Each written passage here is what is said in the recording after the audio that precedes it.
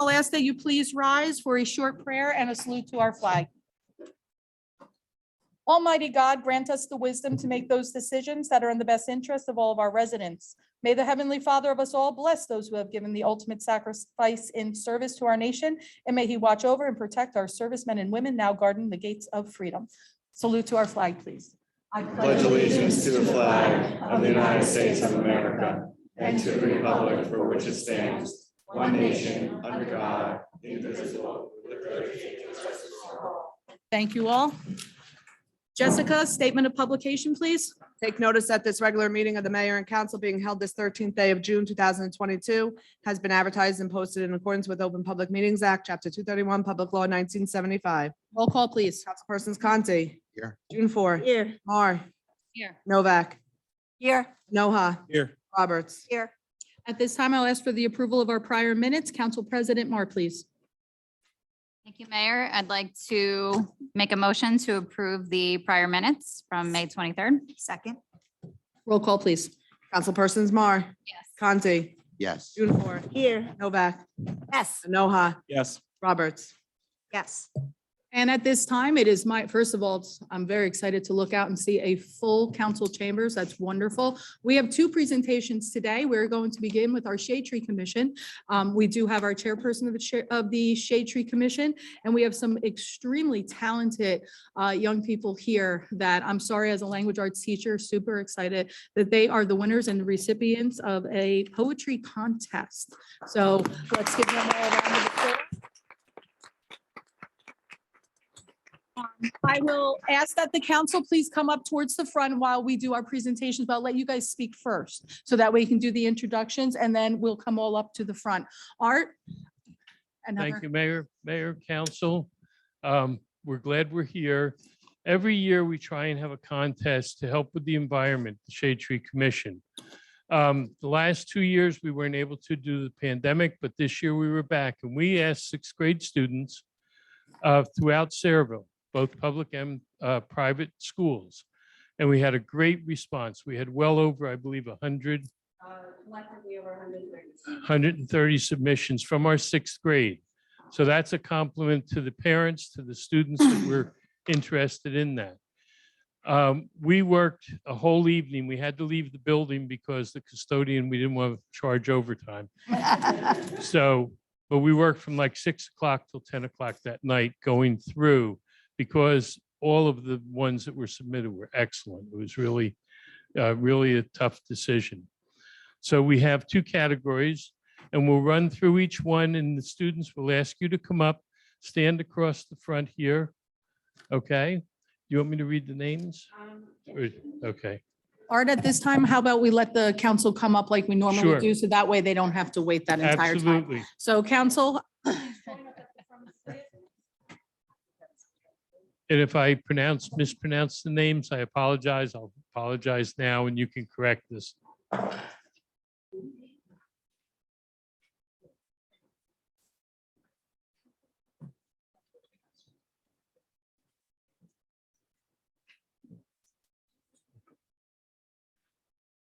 Okay, on our first category, and the first three winners received a prize. The first prize is $75 gift card. Second was 50, and third is at 25. And then we have honorable mentions because they were so good.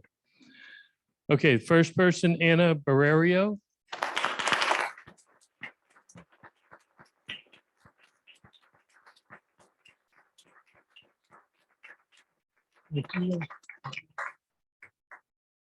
Next, we have Xavier Valentuto. Second place, and this was a $50. In third, Temi Tewo.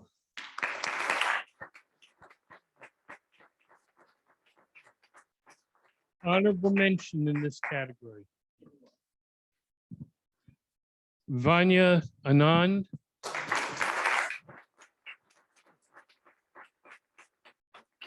Victoria Lozano.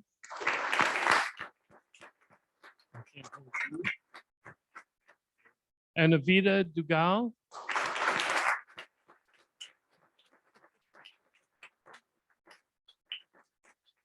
Adriel Enoa.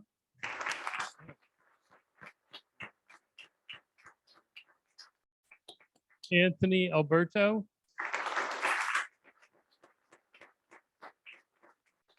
Emily Campagna.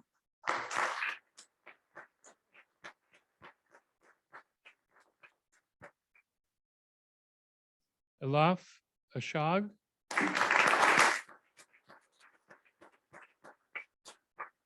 Nicholas Sammartino.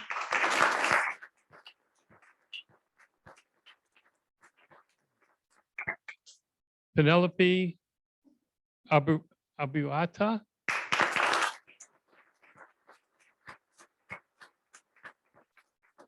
Alicia Balafalegua. How do you pronounce it? Okay.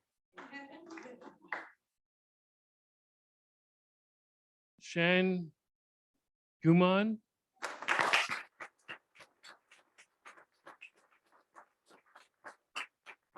Michael Zelinsky.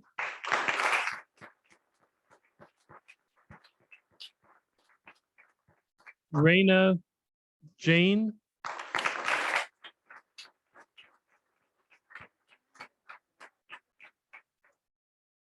Rosa Aleo.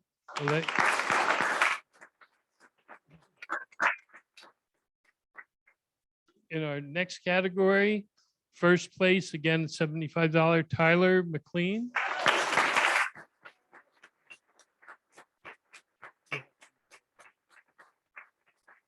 Second, which is $50, Evan Wessa.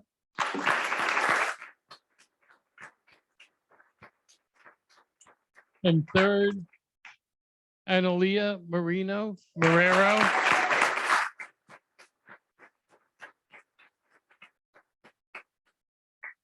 Our honorable mentions, Maria Galante.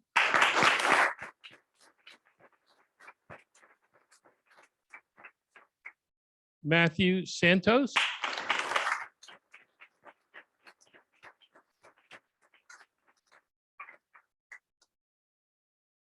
Christian Coleman.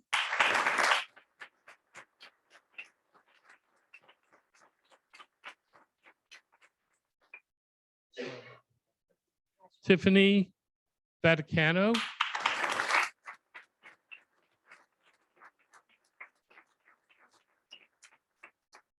And Brennan Teichler.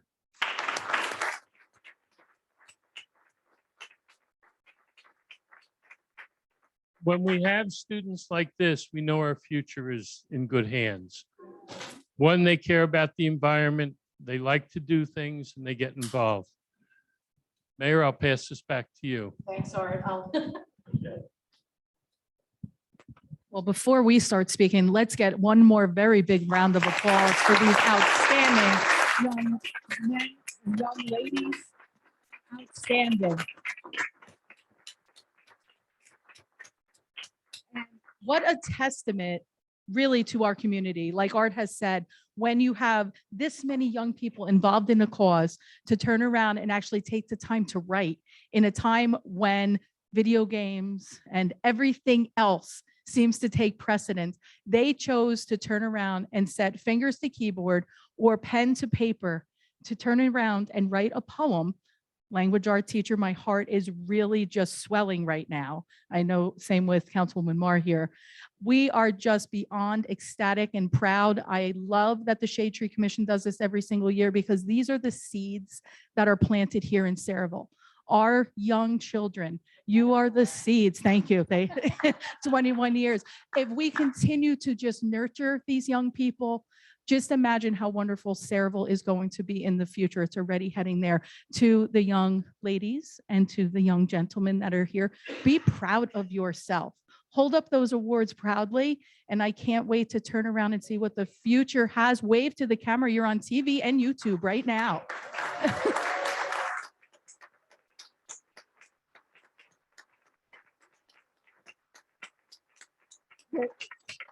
I love it. Waves all over. Ladies and gentlemen, I know that the council would also like to share how excited they are for you. So I'll pass and this is for you. So turn around, listen to them. And like I said, be proud. Okay. Council President Moore. Thank you, Mayor. Wrong person to start with as a fellow English teacher as well. So I love that St. Stan's is represented. Councilwoman Roberts and I also went to St. Stan's.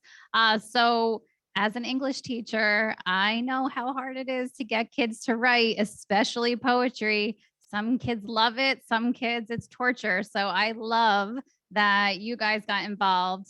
Did your teacher make this an assignment? That yes. So kudos to your teacher. Tell them thank you.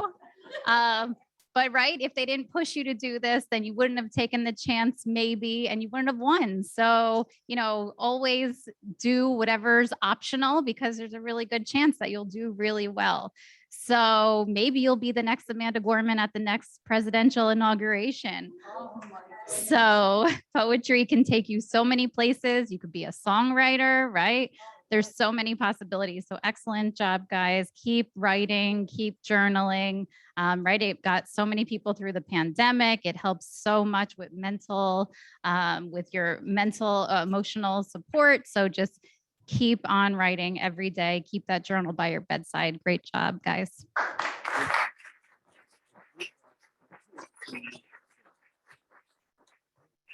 Congratulations to all of you. You did a great job. I wish I could read each and every one of your submissions. And just like Council President Marr said, just practice writing. You're going to use it a lot. It can get you persuasion so that you can get further ahead in life. And it's a really great skill. And the fact that you wrote about the Shade Tree Committee and the environment is just a bonus. Thank you for your efforts and your congratulations.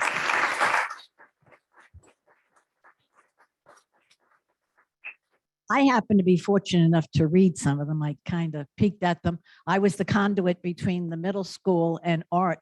My daughter-in-law is a teacher at the middle school. And I was impressed with the amount of people that participated. I didn't realize it was an assignment. I thought it was optional, but even then, I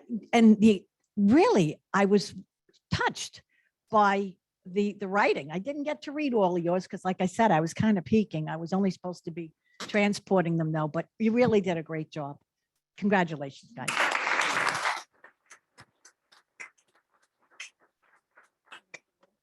I actually want to appreciate not only you, but your families and the entire community. You represented Sayreville very well. Superheroes don't come only with capes. For you, it came with a pen and a paper, and you put your words to use and to practice. Thank you so much. You don't understand what you have just done just for the community. You put Sayreville on the map by your writing. God bless you all.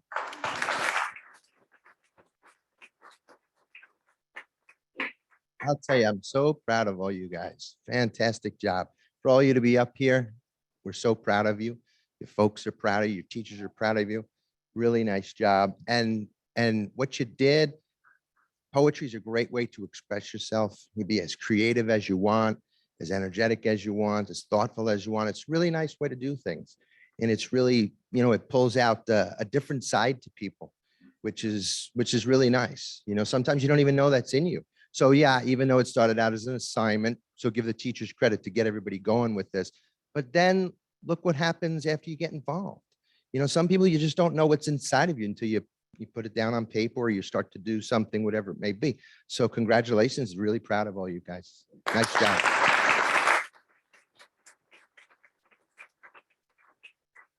Yeah, just like, the rest of the mayor and the council already said, language, of course, it's an art. And to see that you've already tapped into that art and you discovered a unique way to really express yourself which is a challenge for even a lot of adults these days. But at your young age, you've discovered a way to express yourself that has even brought you and your families to the corridors of the Borough Hall. So it should encourage you to increase in that boldness, to really tap into who you are, to find the unique ways to express yourself. We're going to need it. Your generation is going to need it. The future is going to need it so that we can solve the upcoming problems tomorrow. So congratulations again. We're really proud of you.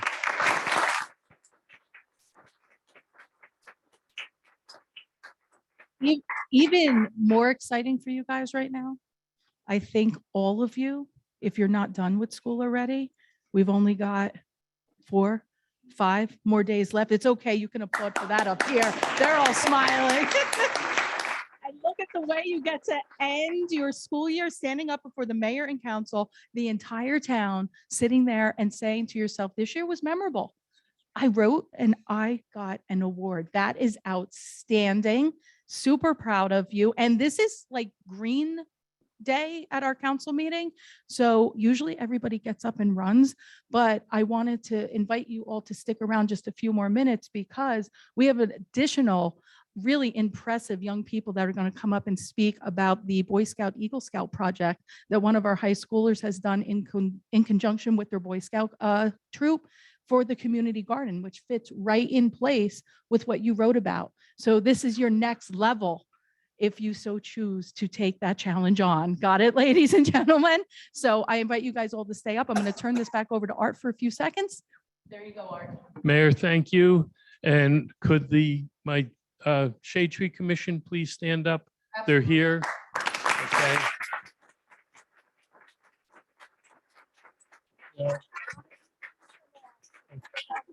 Chris Cuneo, Joyce Major, Mike Kalachi, and the one who did all the work on this is Heather Foster.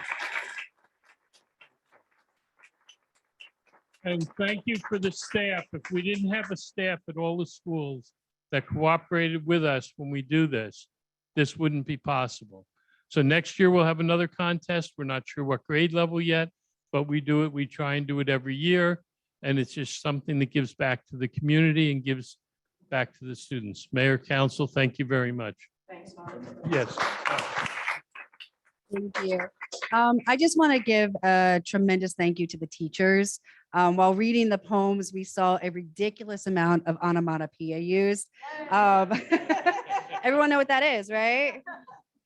Okay. Without you, this wouldn't even be a thing. So really thank you to the teachers that I'm sure put many painstaking hours into it, as I myself do with my students. Also, once all of our kids go back to their families, what we'd like to do is be able to at least publish it on our Facebook page, the poems that is. And just if you can let me know if it's okay to use your child's poem on our page, and maybe even the council would like to put it on the council page as well. So just let me know if that's okay for you. And thank you for coming out.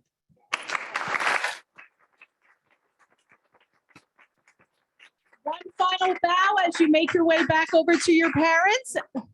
And yes, let's get everybody really close together so we can get one really nice picture. Oh, did we get one more additional award winner? Come on up. Art, you have one more award winner with you today.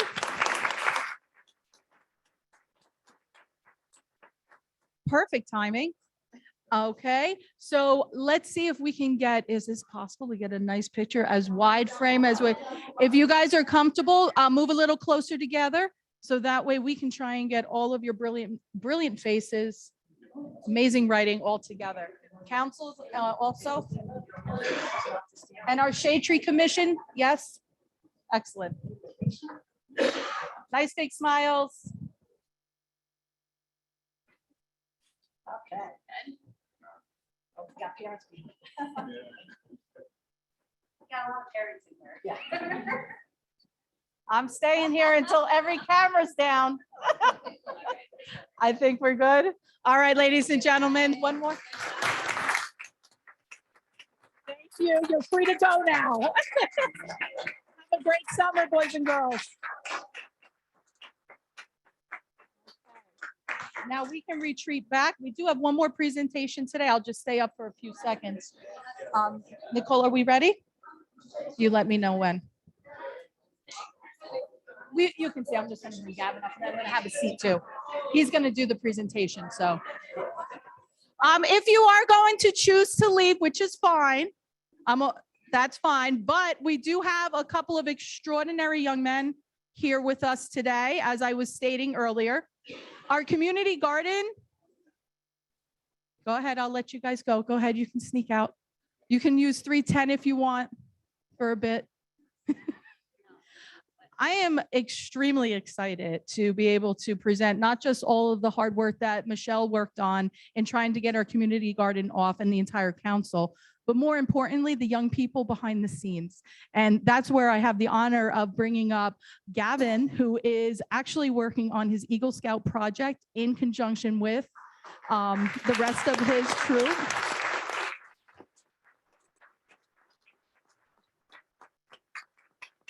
I don't want to brag too much for you, but Gavin, it was really quite an impeccable young man. He's currently at the high school. What year are you in now? He's a sophomore, part of the ROTC program as well.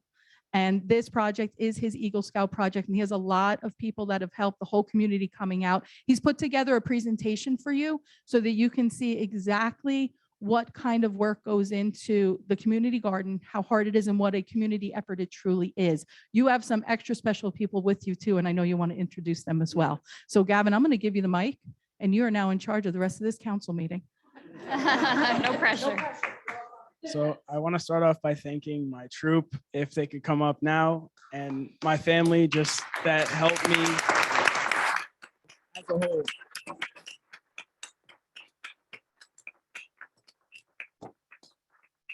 There was obviously a lot more of us at the project, but I have with me Elijah, Sean, and Joseph. They have all been a big help, and I couldn't have done it without you guys. Thank you.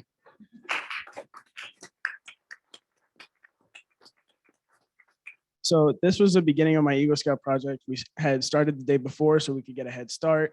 We were putting the longer pieces and we were cutting them in half just so that we would be prepared for the next day of building the boxes. When we arrived at the garden, it was just grass and dirt everywhere. So what we started to do was measure lines and just make sure that everything was in place where the Sayreville Environmental Commission wanted it. And the volunteer sign up sheet was so that anyone who came could sign up. We had a big turnout. It was really nice. I'm so grateful for everyone who showed up and just even contributed a little bit. So as soon as we got there, we got straight to work. We started building the boxes. We started laying them out. And thanks to my dad, who deserves everything for helping me with this project.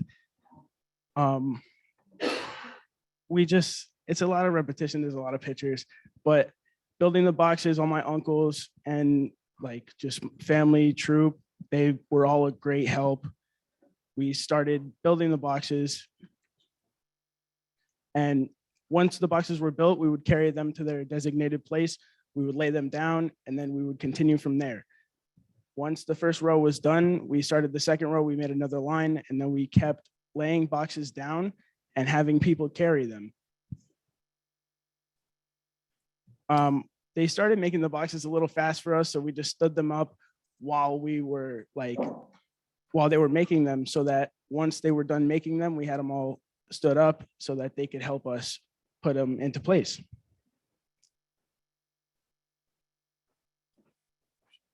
So once all the boxes were done, everyone was helping us put it into place, and then we started hammering down pieces of wood just to make sure that they wouldn't go anywhere, and then putting screws in them. This is just some pictures of all the volunteers. There were around 32 boxes, and it took us a couple hours, shorter than expected, but we got it done. And they're large boxes, if you can see in that picture, because one of your friends Yeah. actually was physically in that box. They were 4x8? yeah, 4x8. They are 4x8. Yeah. thank you to Mayor Kilpatrick for stopping by. That was a great surprise. It was honestly such an honor to meet you and just for you to come out. It meant a lot to me that I thought I should get right back to work. We started lining up the boxes to make sure that they were in the correct place, just so that we could have it all lined up and just everything that needed to be right so that the Sayreville Environmental Commission could release this so that people could start planting. This was actually the process of hammering it in, and then this was like the final step of our journey building the garden. And this is the final product. It's on MacArthur Avenue. It's there are plants in it now. It looks really nice, and that's my Eagle Scout project.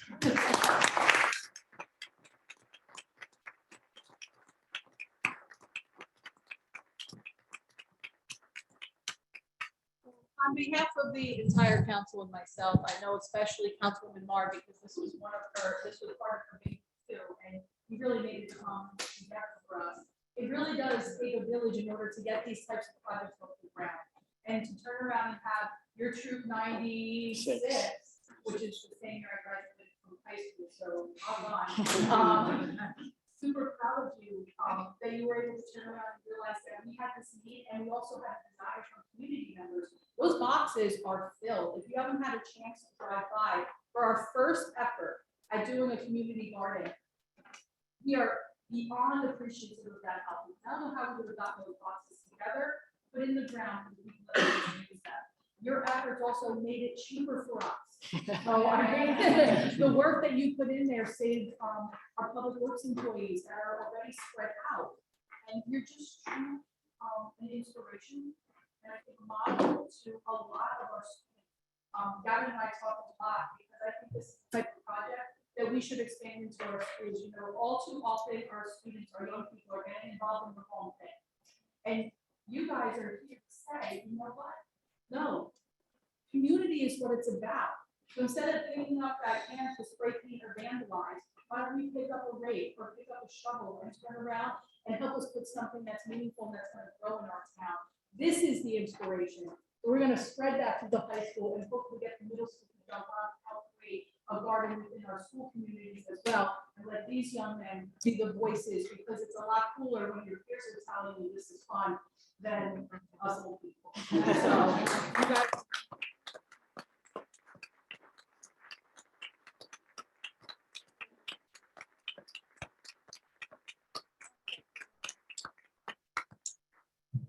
So, gentlemen, I don't know, I was the liaison. This idea started for the community garden about 2 years ago. And Art remembers, I'm sure.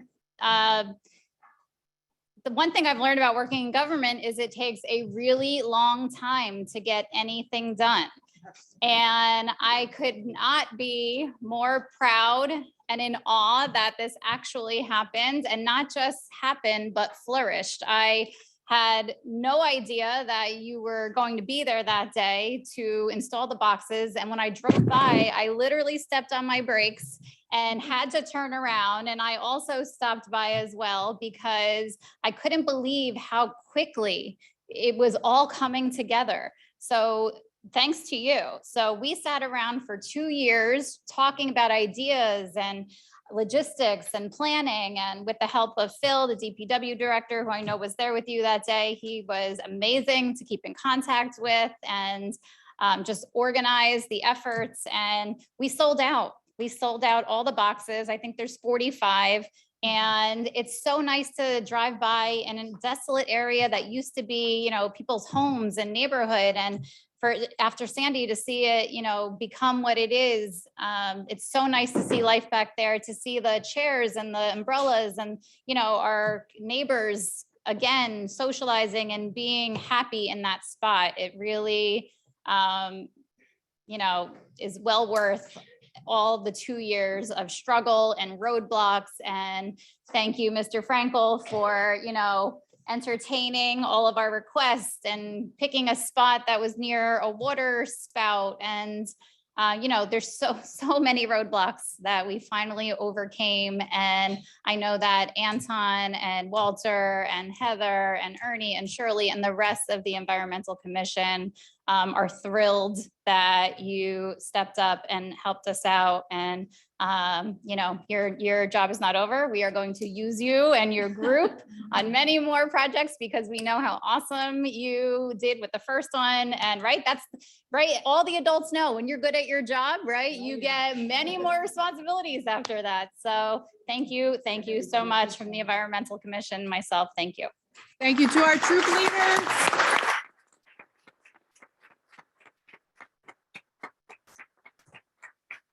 And not to steal Gavin's words, but that's a wrap on our community gardens. So, and thank you to our troop leaders and thank you again, Dad. We're gonna just call you Gavin's dad.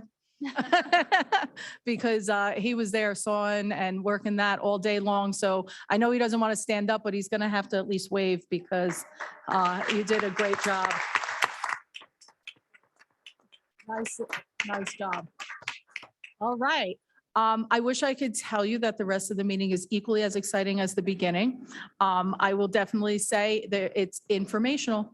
So feel free to stay as long as you want. It's always good to get, especially for our younger generation, a little lesson in civics and government. And there they go. No. Bye. Gavin, we'll talk soon. Take care, guys. Take care. Thank you. Thank you so much. Goodbye. I'll see you tomorrow. Yes, we do have one appointment. Absolutely. All right. And now back to business. Here we go. All right, ladies and gentlemen, do we have any reason for executive session today? Fabulous. So that means we can move right on to our appointments. We do have an appointment for CDBG. I always confuse those two. For Mary Novak to be added to that. So do I have a second? Make a motion and then a second. I apologize. I always like to make the motion myself. Second. Thank you very much. Roll call, please. Councilpersons Roberts. Yes. Conti. June 4. This is for the appointment of Mary Novak to the CDBG. Yes, I think so. Who are we up to? Oh, Eunice. What's the abbreviation for? Explain an interest. Community Block Grant. What is it about before I vote on it? So Community Block Grants, it's funds actually that we do receive and then we can appropriate out for certain type of community needs. So more on the lower income side for those. Sometimes we offer assistance to residents that come to us with certain issues, but we also do a lot of work when it comes to anything from our senior center on down. So it's definitely an important board to turn around and do the most help for those most in need and also for areas that we service those that are in need of services as well. It's great. Okay. Okay. Yeah. Because she's been doing so much for the community. Yeah, Mine is a yes. Mar, Yes. Novak, Yes. Noha, yes. Okay, ladies and gentlemen, yes. We didn't do it at the last meeting. We had a resignation from the zoning board. And Yeah. somebody that we did not appoint in January, John Corrigan, he has all that paperwork and yes, he will take the place of the first one. On the zoning board? Yes. Okay, who was the resignation? I was not here. At the last meeting, because that was the meeting that. He accepted his resignation at the beginning of May, but he actually sent it in April. Yeah, I think, yes, you're correct. I do believe that. So, yes, is there a motion to turn around and accept the appointment of John Corrigan to the zoning board? Is there a motion? Is there a second? Okay, roll call then. Thank you, Mary, for reminding me of that. Councilpersons Novak, Yes. Conti, Yes. June 4, Yes. Mar, Yes. Noha, Sorry, I just want to confirm. This is for, can you pronounce his name? John Corrigan, the zoning board to fill the resignation of Luciana.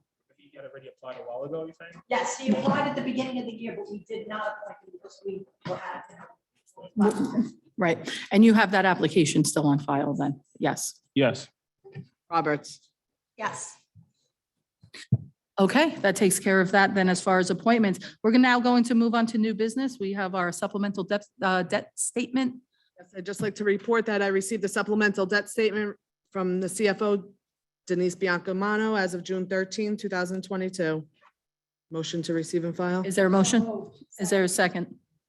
Roll call, please. Councilpersons Novak, Yes. Santi, Yes. June 4, Yes. Mar, Enoha, Yes. Roberts.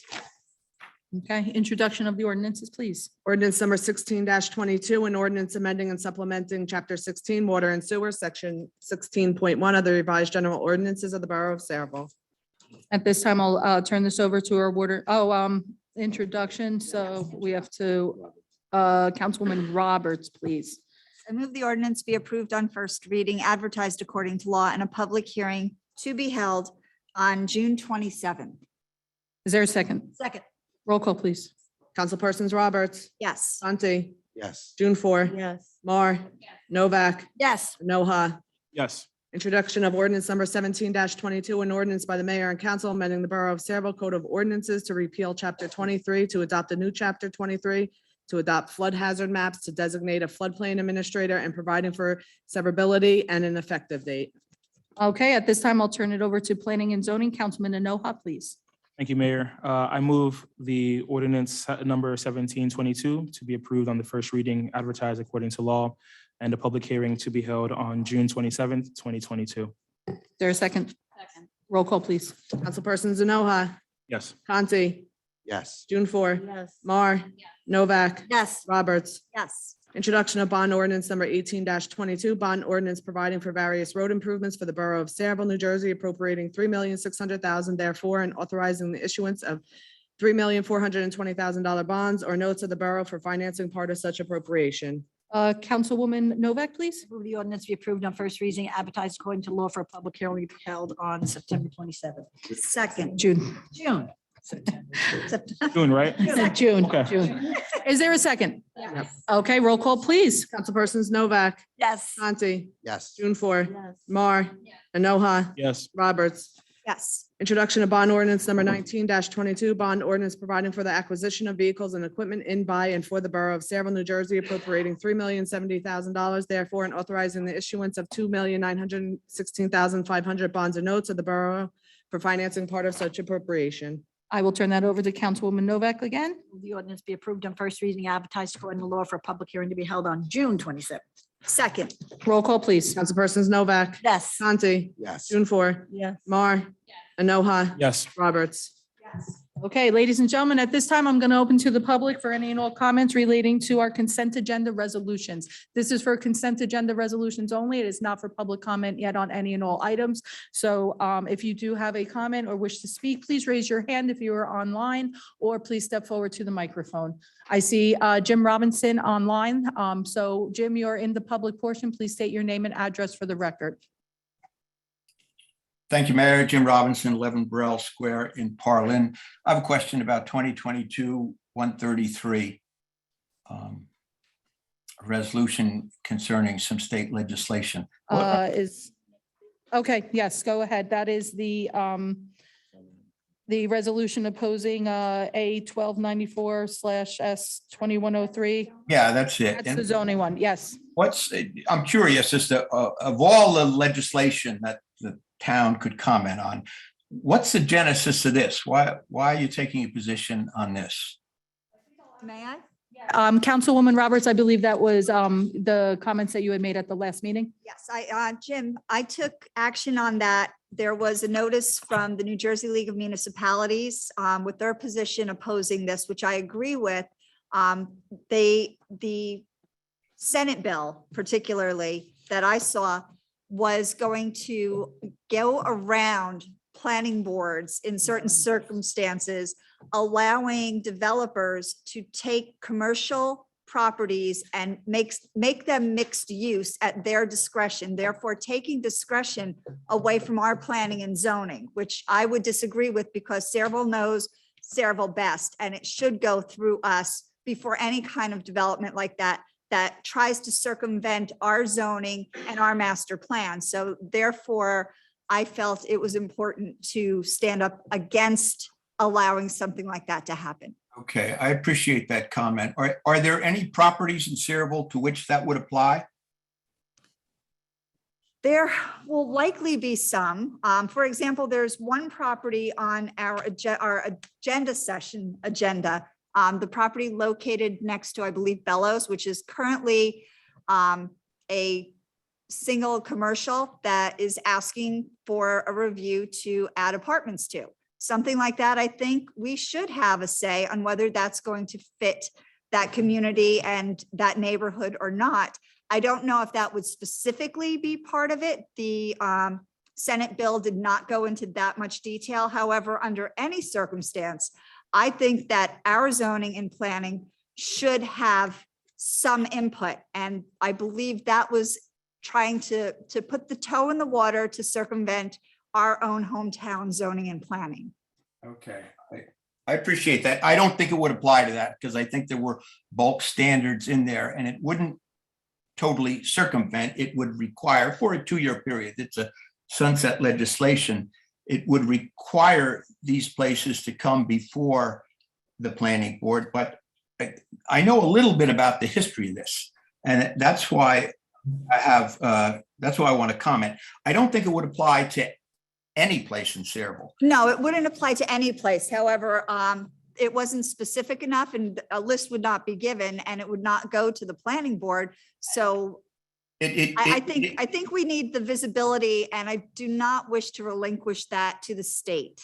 Yeah, well, it wouldn't be relinquishing it to the state. It would allow mixed use to be a permitted use. And let me tell you what I think the value of it would be. Most, and it is particularly talking about retail places that are vacant or office buildings that are vacant, that are a certain size. And most of those, and there are none in Saraville, as far as I know. And most of those are in urban and suburban areas where they have the infrastructure and the transportation to support making them a mixed use, which means they would be combination residential and retail, for instance, or residential and office park, which is, that's the European model. Everything is going in that way. You have retail on the first floor or office buildings on the first floor and residential on the second or third floor. In fact, the new development on Route 9 in Old Bridge is exactly that model, and it's going to work very well. But what I think would be the benefit of this legislation is it would allow these unused, vacant retail and office buildings in other areas, in urban areas, in Jersey City, in Newark, in Elizabeth, places like that, to convert those unused buildings to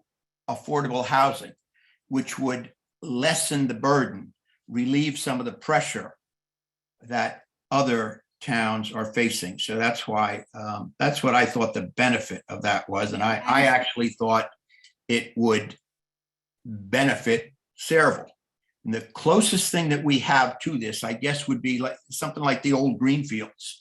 If instead of demolishing that and putting up all those apartments, you could have kept the first floor as retail and put apartments on the second floor, most of which would have been affordable, that would have conceivably reduced our quota by about 30 to 45 units.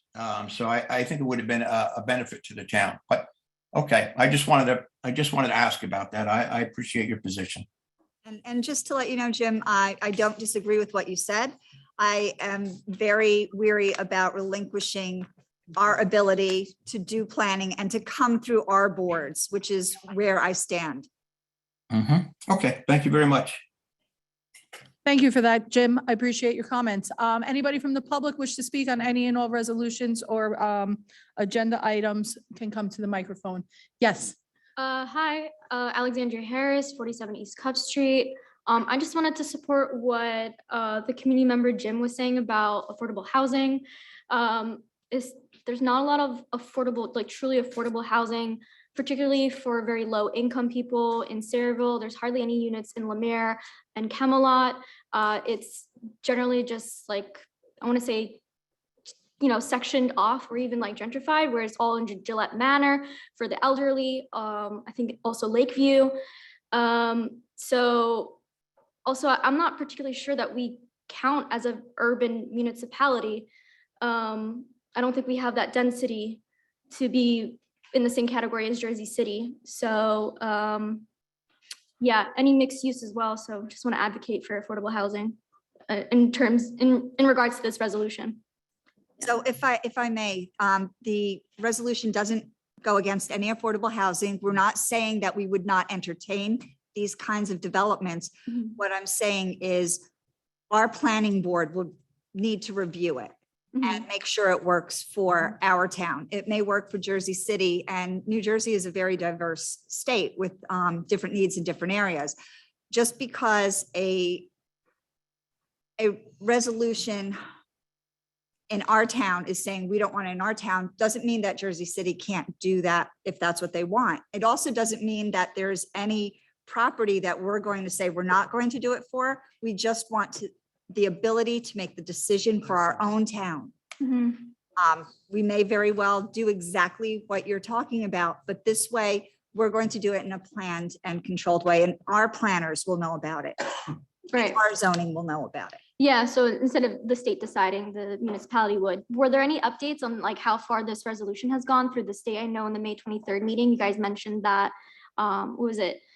State legislation passed or something like that. Like, do you have any updates on that? Like where it is right now? My last information was it passed the Assembly and the Senate committee. I don't know that it's passed any further than that. I don't think it has. Councilman Anoa, did you have any more to?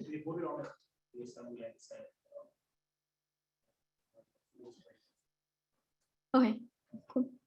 Was that the committee, the Senate committee, or the full Senate? Senate committee. Okay, Senate thank committee. you. When was the meeting? Do you know? I should look it up. Okay, but it was after the May 23rd council meeting of Sayreville? Okay, cool. I'll just look further into that. Got it. Okay. Thank you. I appreciate your concern for affordable housing. One of the things that we had to work through, which was part of our past obligations when it came to affordable housing, previous administrations here they were not fulfilling their obligation to actually provide affordable housing for every market rate unit that was being created. For those people that have been on the council long enough, Councilwoman Novak knows this exceptionally well, that we found ourselves in quite a pickle because our previous administration was not requiring builders to put in under what was the law at the time, the number of affordable units per market rate units. And we did find ourselves in quite a jam over that.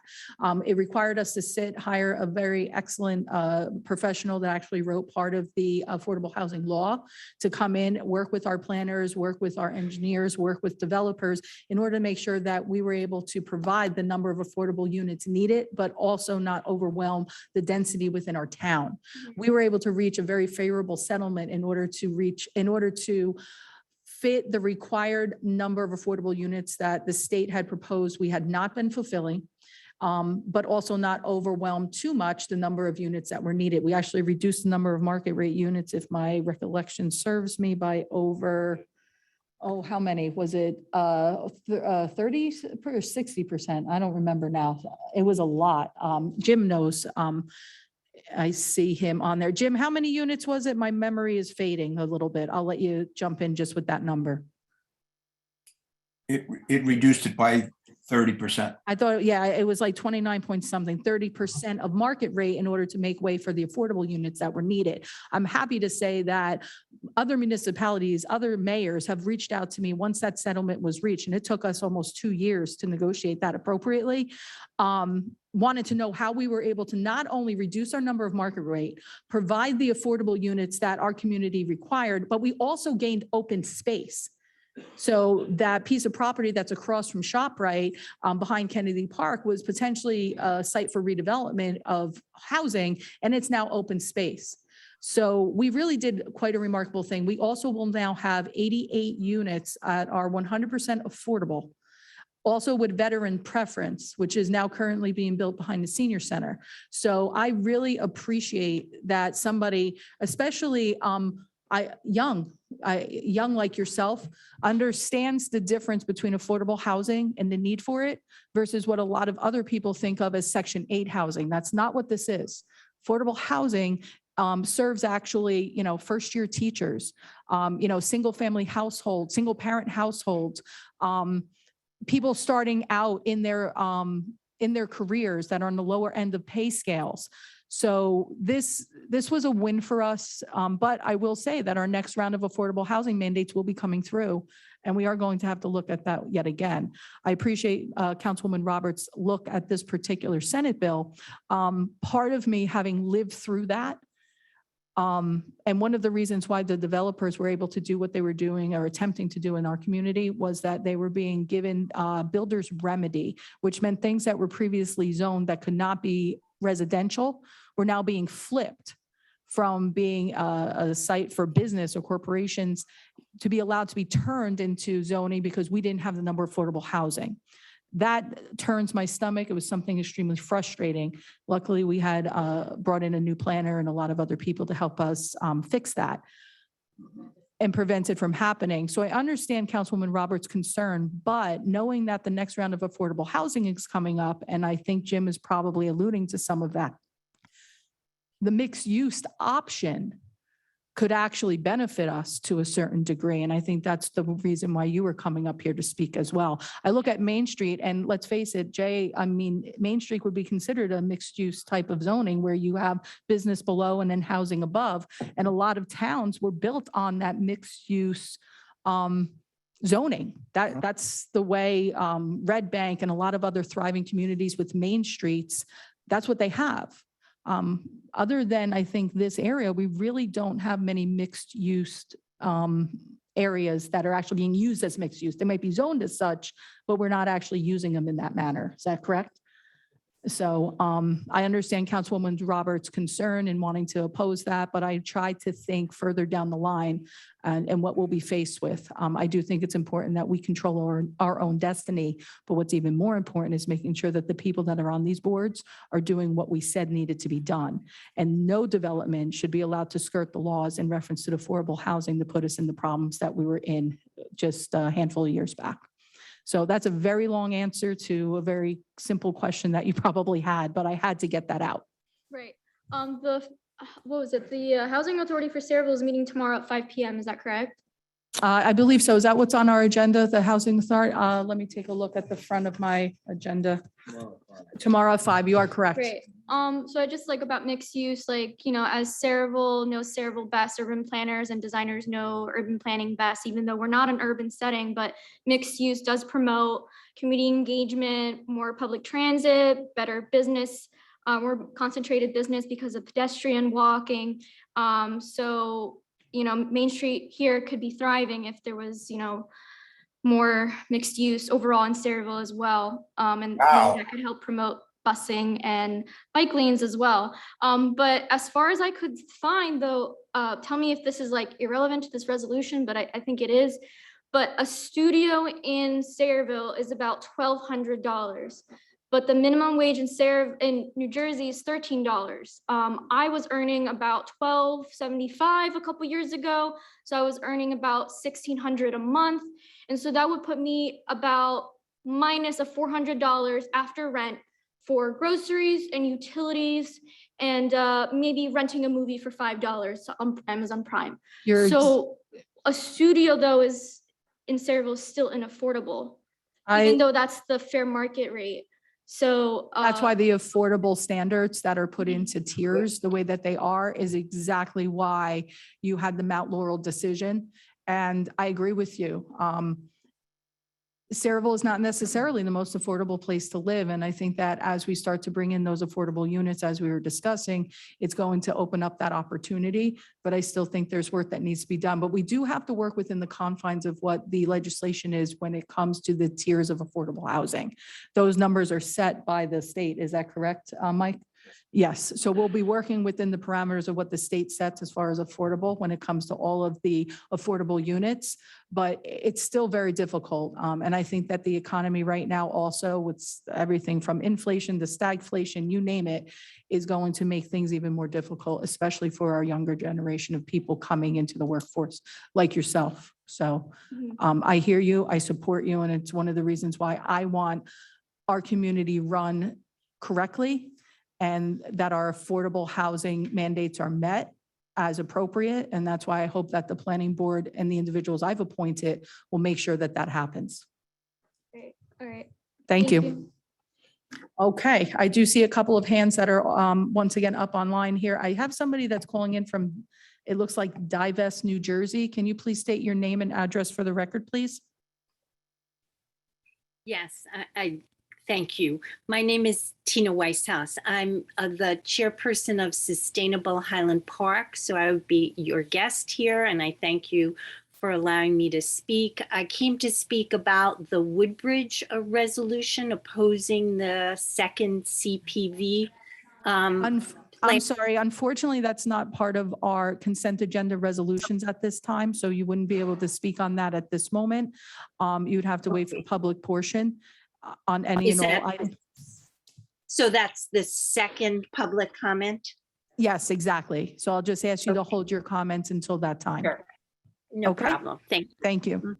All right, anybody else from the public wish to speak on these items before us on the consent agenda resolutions? And if I could just ask Dan, what 129, what various services does that include for shared services? With Woodbridge? Yeah, Yeah. This is an agreement that has expired. We're just renewing this agreement with Woodbridge. but what's the services that we share? We've shared everything from building department, roads, public works, anything, heavy equipment that they've helped us with. Oh, and the opioid thing, correct, and the opioid thing, correct. Yeah. Any other questions from either the council or the public on any and all consent agenda resolution items? I'd like to make a motion to close the public portion for consent agenda resolutions. And accept consent agenda resolutions, was that? Second, I'm sorry, was that, I just want to clarify the motion so we know if we have to do a second one. Are we closing the public portion and accepting consent agenda resolution items? Yes. I'd like- Thank you. And now is there a second? I'm I helping. will second that. Very good. Thank you. Roll call, please. Councilpersons Mar, Yes. Conti, Yes. June 4, Yes. Novak, Yes.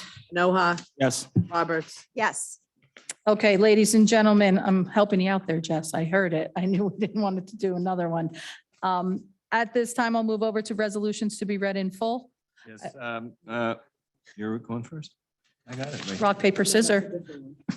That's 159. I got to do 158. Okay, Jess is going to start then. Resolution 2022-158, whereas the Borough of Saraville desires to apply for and obtain a grant from the New Jersey Department of Community Affairs for approximately $500,000 to carry out a project for improvements to the Jerry Us Recreational Complex. Be it therefore resolved that the Borough of Saraville does hereby authorize the application for such a grant and recognizes and accepts that the department may offer a lesser or greater amount, and therefore upon receipt of the grant agreement from the New Jersey Department of Community Affairs, does further authorize the execution of any such grant agreement, and also upon receipt of the fully executed agreement from the department, does further authorize the expenditure of funds pursuant to the terms of the agreement between the Borough of Saraville and the New Jersey Department of Community Affairs. Be it further resolved that the persons whose names, titles, and signatures appear below are authorized to sign the application, and that they or their successors in said titles are authorized to sign the agreement and any other documents necessary in connection therewith. Okay, so I'll open to the public for any and all comments relating to this resolution. Seeing none, I will entertain a motion to accept the resolution. I'd like to make a motion to accept the resolution and close the public portion. Second, Roll call, please. Councilpersons Mar, Yes. Conti, Yes. June 4, Yes. Novak, yes. Noha, Yes. Roberts. Yes.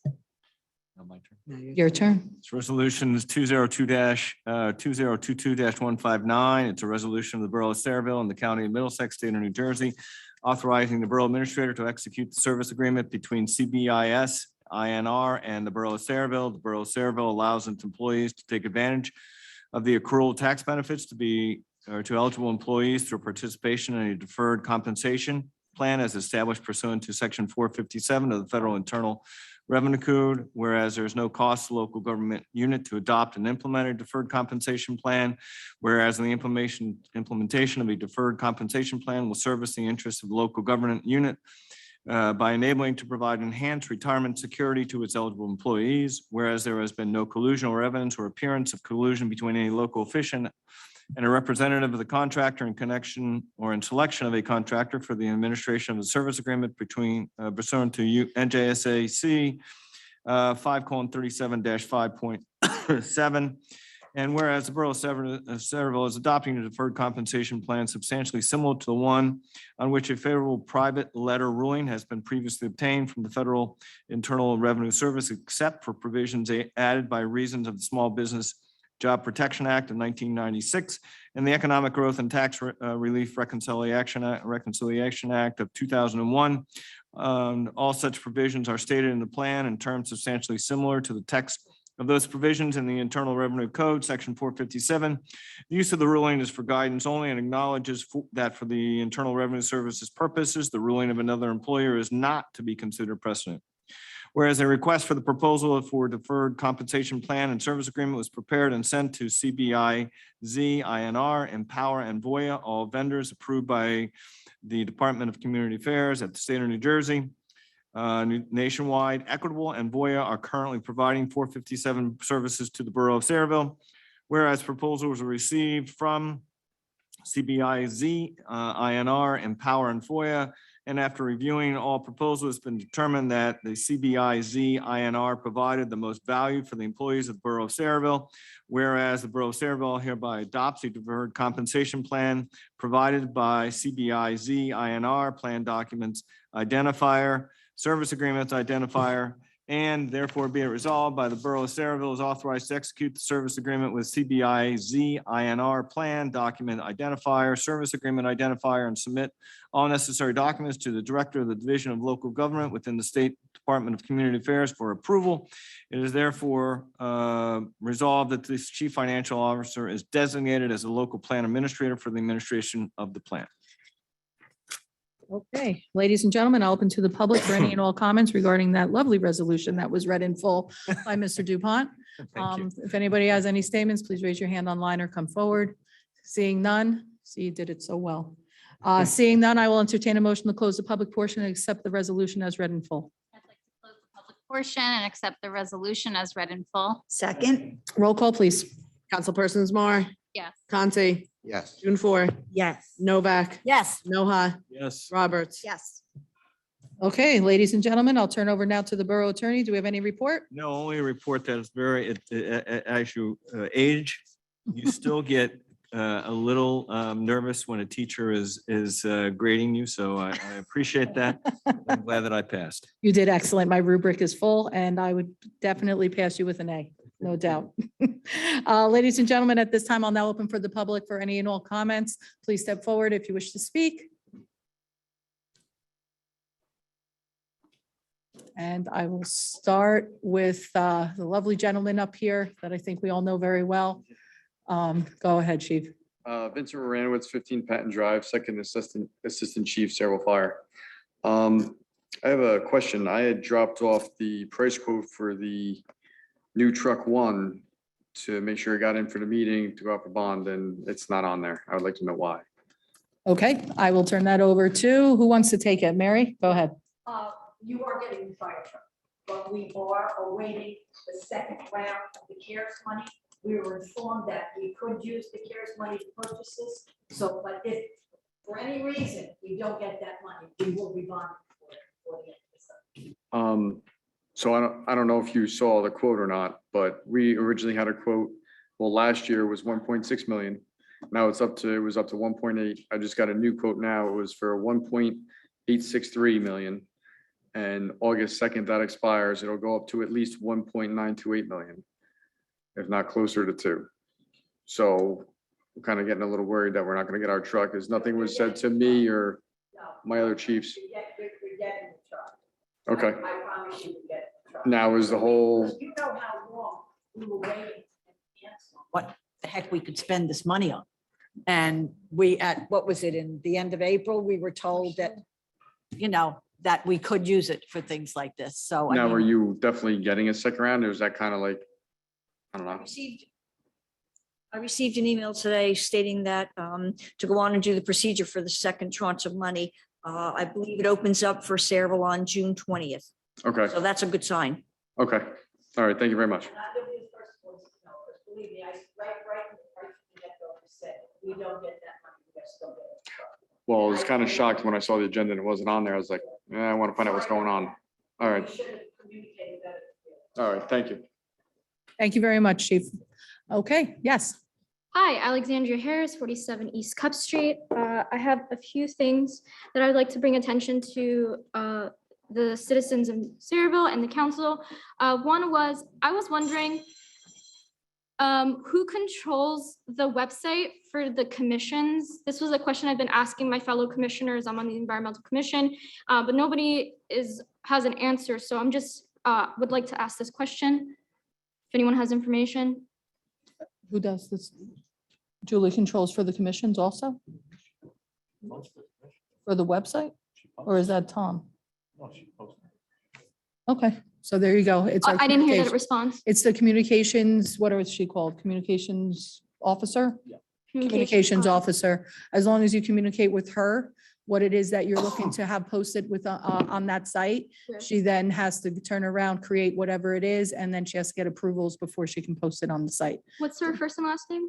Well, that would be something, is that what the email is?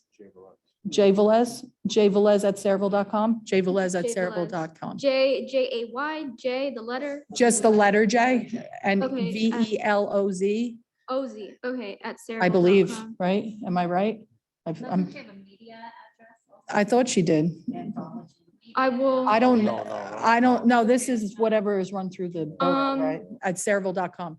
I would also like to propose a suggestion on updating and modernizing this borough's website. It's sometimes not easy to navigate, even as someone who's 24 years old. I think it would help with anyone who's interested in getting any kind of information from the borough. So I would like to propose that. It's a disaster. It's been for a long time, but we're in the. So why, Mayor, Dan, why would is you it give- taking so long? Yes, Dan, That's that's a great question. Dan. Because we've started this over a year ago, I feel, and I feel like it just isn't getting done. That's under Tom Bracken for that update. It doesn't take that long to update. Yes, with all website. due respect to Tom, we had a massive project here, two back to back. So we had to pull him off of the website, what do you want to call it? Reconstruction in order to handle a major project within the borough. So I know that probably delayed his time frame, but that is something that we've been working on for at least a year. But it doesn't take a year to update a website. I can create my own portfolio website with, photography, my course experience, my work experience, my With- CV, medias. But like- with all due respect, when it comes to personal websites or business websites, that's much different than municipal websites. I get that, And not a we year. do, I'm sorry? but not a year. It could because of what they have to do in order to ensure, especially with municipalities and securities, which many municipalities have already unfortunately had to deal with those types of things. I have, and I believe this council has the utmost trust and respect for Tom Bracken when it comes to that. So if he is telling us, obviously we had to pull him off for a major project here in the borough, but he is not a person that delays because of lack of want. But I thought that's why we have Julie assisting him. Yeah, she can't do those types of things that he does. She can only assist with very small amounts of things. Her level of employment here is not the same level of employment as Tom. Also, remember, one of the other things that we pulled him off of the website in order to do was to create a virtual environment for our council meetings as well. That was also no small task. So he has been pulled in many directions in order to make certain that our technology needs are met. Unfortunately, while the website is a bit archaic, which we all acknowledge, it was not at the top of the importance checklist, but he is still working on that. So you could get a check-in on that. Mary, So go that ahead. brings us back. Could this not be taken part of my time? Excuse me. We did add We do finally have an additional I was person. just gonna ask, why are we only a department of one? So we are now a department of two. We have to hire somebody, but it's. Yeah. in the budget. Oh, It's in well, the budget now, do yes. we have a posting for interviews, That's out of my jurisdiction. resumes. That's out of my Dan? jurisdiction. Dan, do we have that job posted yet? Job isn't, it's not a job that you post, okay? It's a job that you find. He's been looking to put his feelers out for other people. Yeah. You don't post a job like that. Okay. Maybe you should submit your resume. We're looking. I'm not a web developer, Oh. but maybe, but I guess, I think that's a great suggestion to put it on the hiring page of Saraville. It's not also like all the other jobs in Saraville, it's a job you find through the website. Also, I've come to speak about other things. I'm from the Saraville Environmental Commission, and none of us got any communication about the original resolution, as I spoken before in May, about the garden committee. Alexander, if I may, I don't mean to interrupt you, okay? It's 5 minutes and we do have a second bite of the apple, which is, we have a second, but she has 3 minutes left? Yeah, because there was a discussion within the council where I was not part of. So there Keep was it no talk. communication from Councilwoman Donna, who was our representative. You did not attend any of the meetings of the year so far. We started copying you. We haven't heard from you, so we started copying you in the emails and communication. We did. Started getting the emails, yes. Yes, you did. Started Mhm. sending those to me. Yes, but you also didn't reach out to us. So that's something, I guess, communication goes two ways. And I appreciate that. And this year I'm on a new board, so I have been reaching out piece by piece. So I apologize for not having gotten to your committee yet, but I will make that aware. Right, so a couple things I would like to communicate. So then the amendments were made, and also we did not get any, we didn't hear anything about the amendments as well. We only heard about them once the amendments were passed through the council, about the committee and then the fee for the garden plots, which was something that we had set aside. But, and so it was gonna be $20 for renewal for current plot owners, and you raise it to $50. That was a decision that made by the council that did not include us. So I'm a bit disappointed as a fellow commissioner and resident of the of the town, that there was no communication between the council and the environmental commission. Hang on one second, because it was my understanding that Council President Mar was actually communicating with the individuals that were part of the Environmental Commission. I thought that's how that resolution, and we pulled it back So a couple of as- times. as So Alexis I was under that impression that you were in the discussions for that. No, there was no No. communication about that. Also. So if I can comment on that, I agree. I am not your liaison anymore. No, you're not. Thank But you for your time that you spent with us. But I do agree that any communication of ordinances the commission should be informed of. I also think that, I know you are here tonight speaking on behalf of the commission, but you're also, I think, speaking on behalf of yourself, right? Because the commissioner, Walter, I haven't heard anything from him either requesting, right? And I think all communication should go through the commissioner. Didn't we mention this at the last meeting? I wasn't here. So, but yeah, I do think that a certain protocol should happen so that you don't find out after the fact of what ordinances have been passed. So I Right. do think that something should be set up. Wasn't it just recently that it was under recreation and the request was made to put Right. it under environmental? But that's probably why you weren't being informed of things for a while, because it was under recreation. It wasn't under the environmental commission. It was only recently suggested that we give it to the environmental. But it's in reference to the garden that the environmental commission started, Mhm. and was overseeing. And also that I wanted to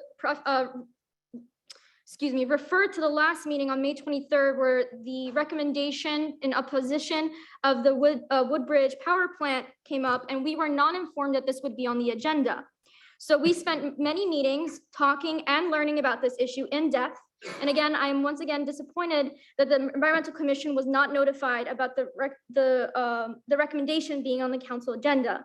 It I would wasn't. like You to mentioned kind. it just in No, it was- passing. No, it was on, it was It was on the May agenda. 23rd I didn't know agenda. it was going to be on until I received the agenda. Okay. We were not invited. So there was a comment how the environmental commission, if we did deeply care and we wanted to make a comment, we would show up, but we were not aware. And I would like to ask for the organization Food and Water Watch that's been educating netizens of the Middlesex County about the 148.7 tons of nitrogen oxides, the 125.5 tons of ammonia, 123.6 of particulate matter to find that will pass through the mask that you are currently wearing and would be stuck in your bodies forever. 110.3 tons of carbon monoxide, 25.1 tons of sulfuric acid, and more contaminants that would be released from this plant. And the energy that produced by this plant would not go to Middlesex. It wouldn't go to Woodbridge. It wouldn't go to Sayreville or Perthambour or North Brunswick, New Brunswick, East Brunswick, Ford, Metuchen, Highland Park, all of these districts and municipalities and children and schools that would be affected. It doesn't go here. The energy wouldn't be going there. Thank you. Thank you very much. Oh, and I just asked for the Food and Water Watch to be added to the next agenda so they can also inform you guys about just more about the information that's on this plant proposal. Thank you. Thank you. Mayor, if I may, Yes. I think the council people and you ought to be specific that for cooperation of communication, and I think Councilwoman Marr said it correctly, it should be the director or the person in charge talking to the liaison. And this way, there's no break in a communication. So the two speak, the director of an environmental commission will disseminate the information to their committee, and that person will also take that information and bring it back to the liaison.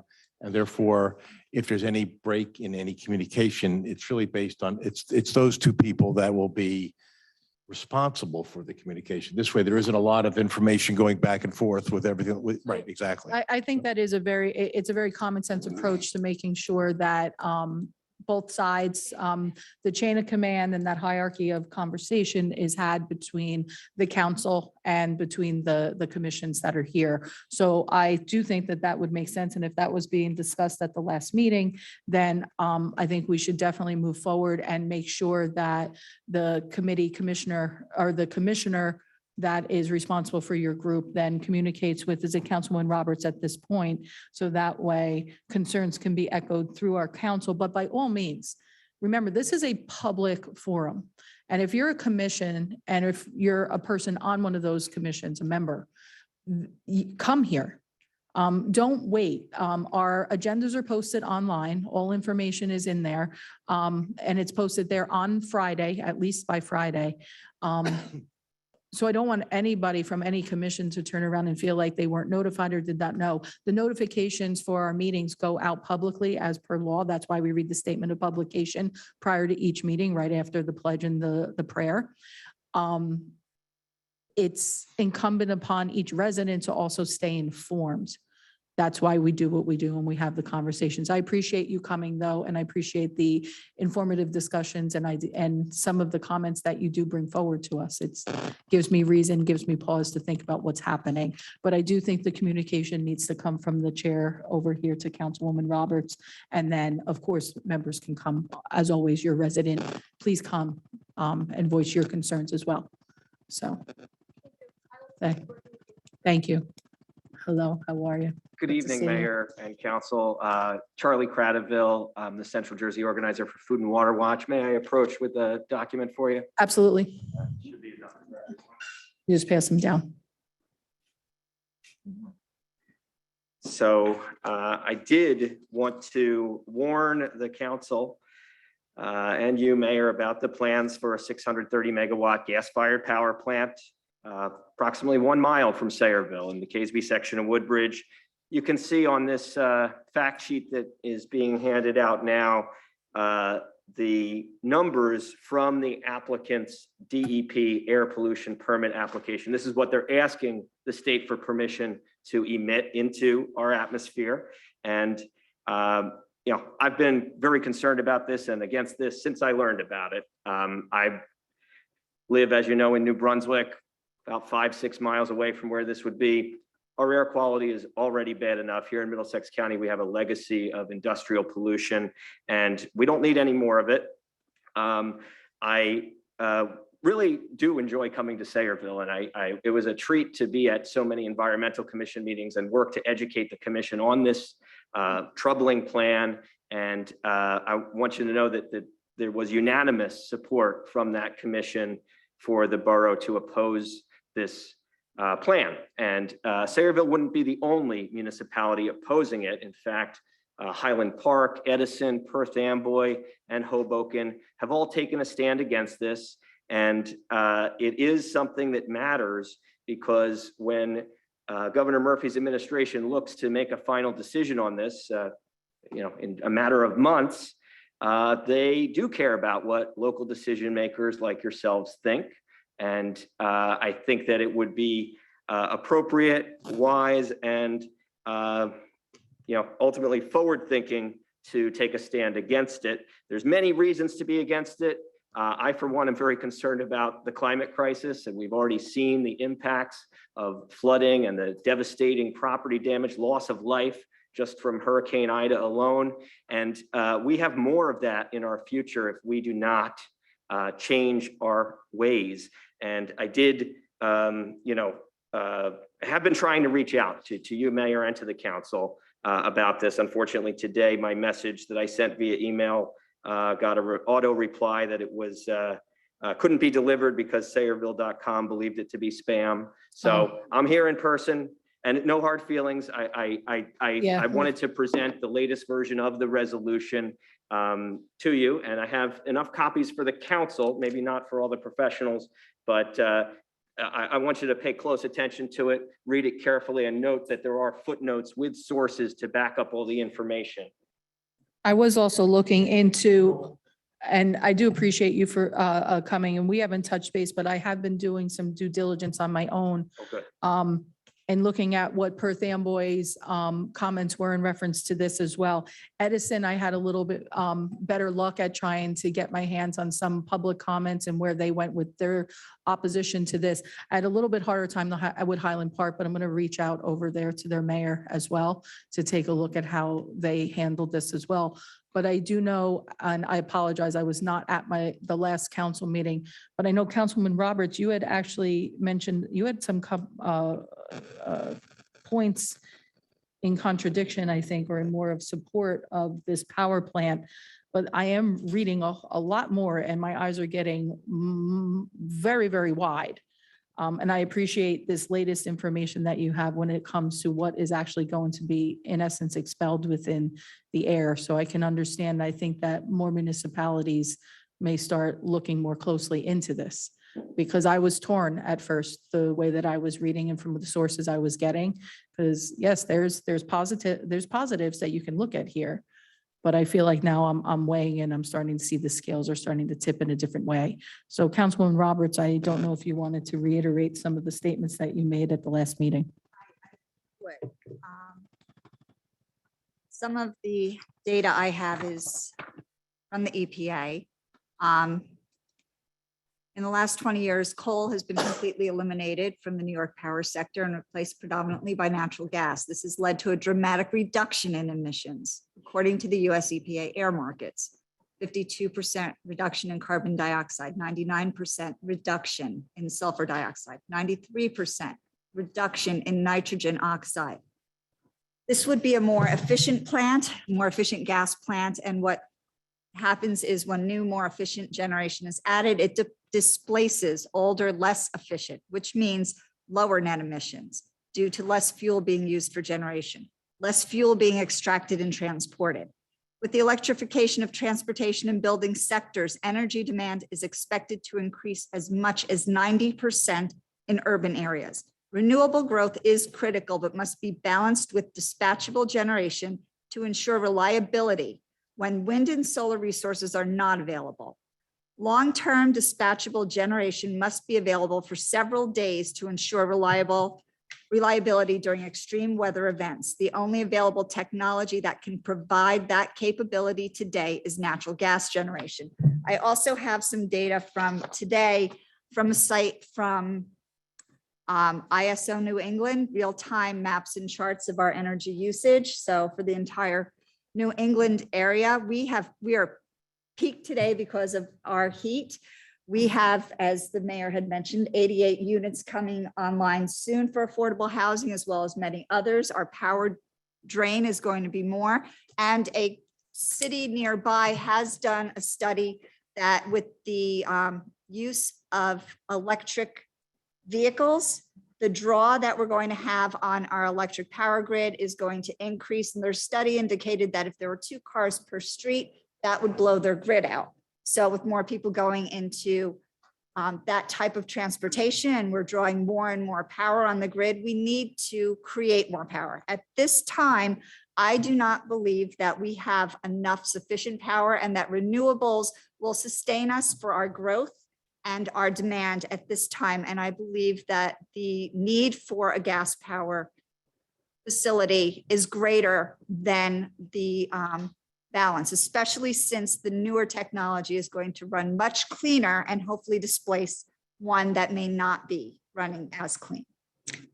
So, and I appreciate all of that. One of the things, and I pulled it up very quickly because I told you I've been doing research on where the other towns are. So Perth Amboy just on June 10th, actually unanimously passed their resolution to oppose the Woodbridge Power Plant, listing multiple reasons. They also had stated that within this article, given that the project would increase the environmental impact on Perth Amboy, the DEP has the power to deny the permit. And then it goes into the other towns that also have spoken up, and it seems without me looking into them, as you stated, Hoboken, Edison, and Highland Park also passed resolutions opposing that. I do not know if they are all unanimous, but the Perth Amboy Green Team there also voted unanimously to support the resolution opposing the power plant as well.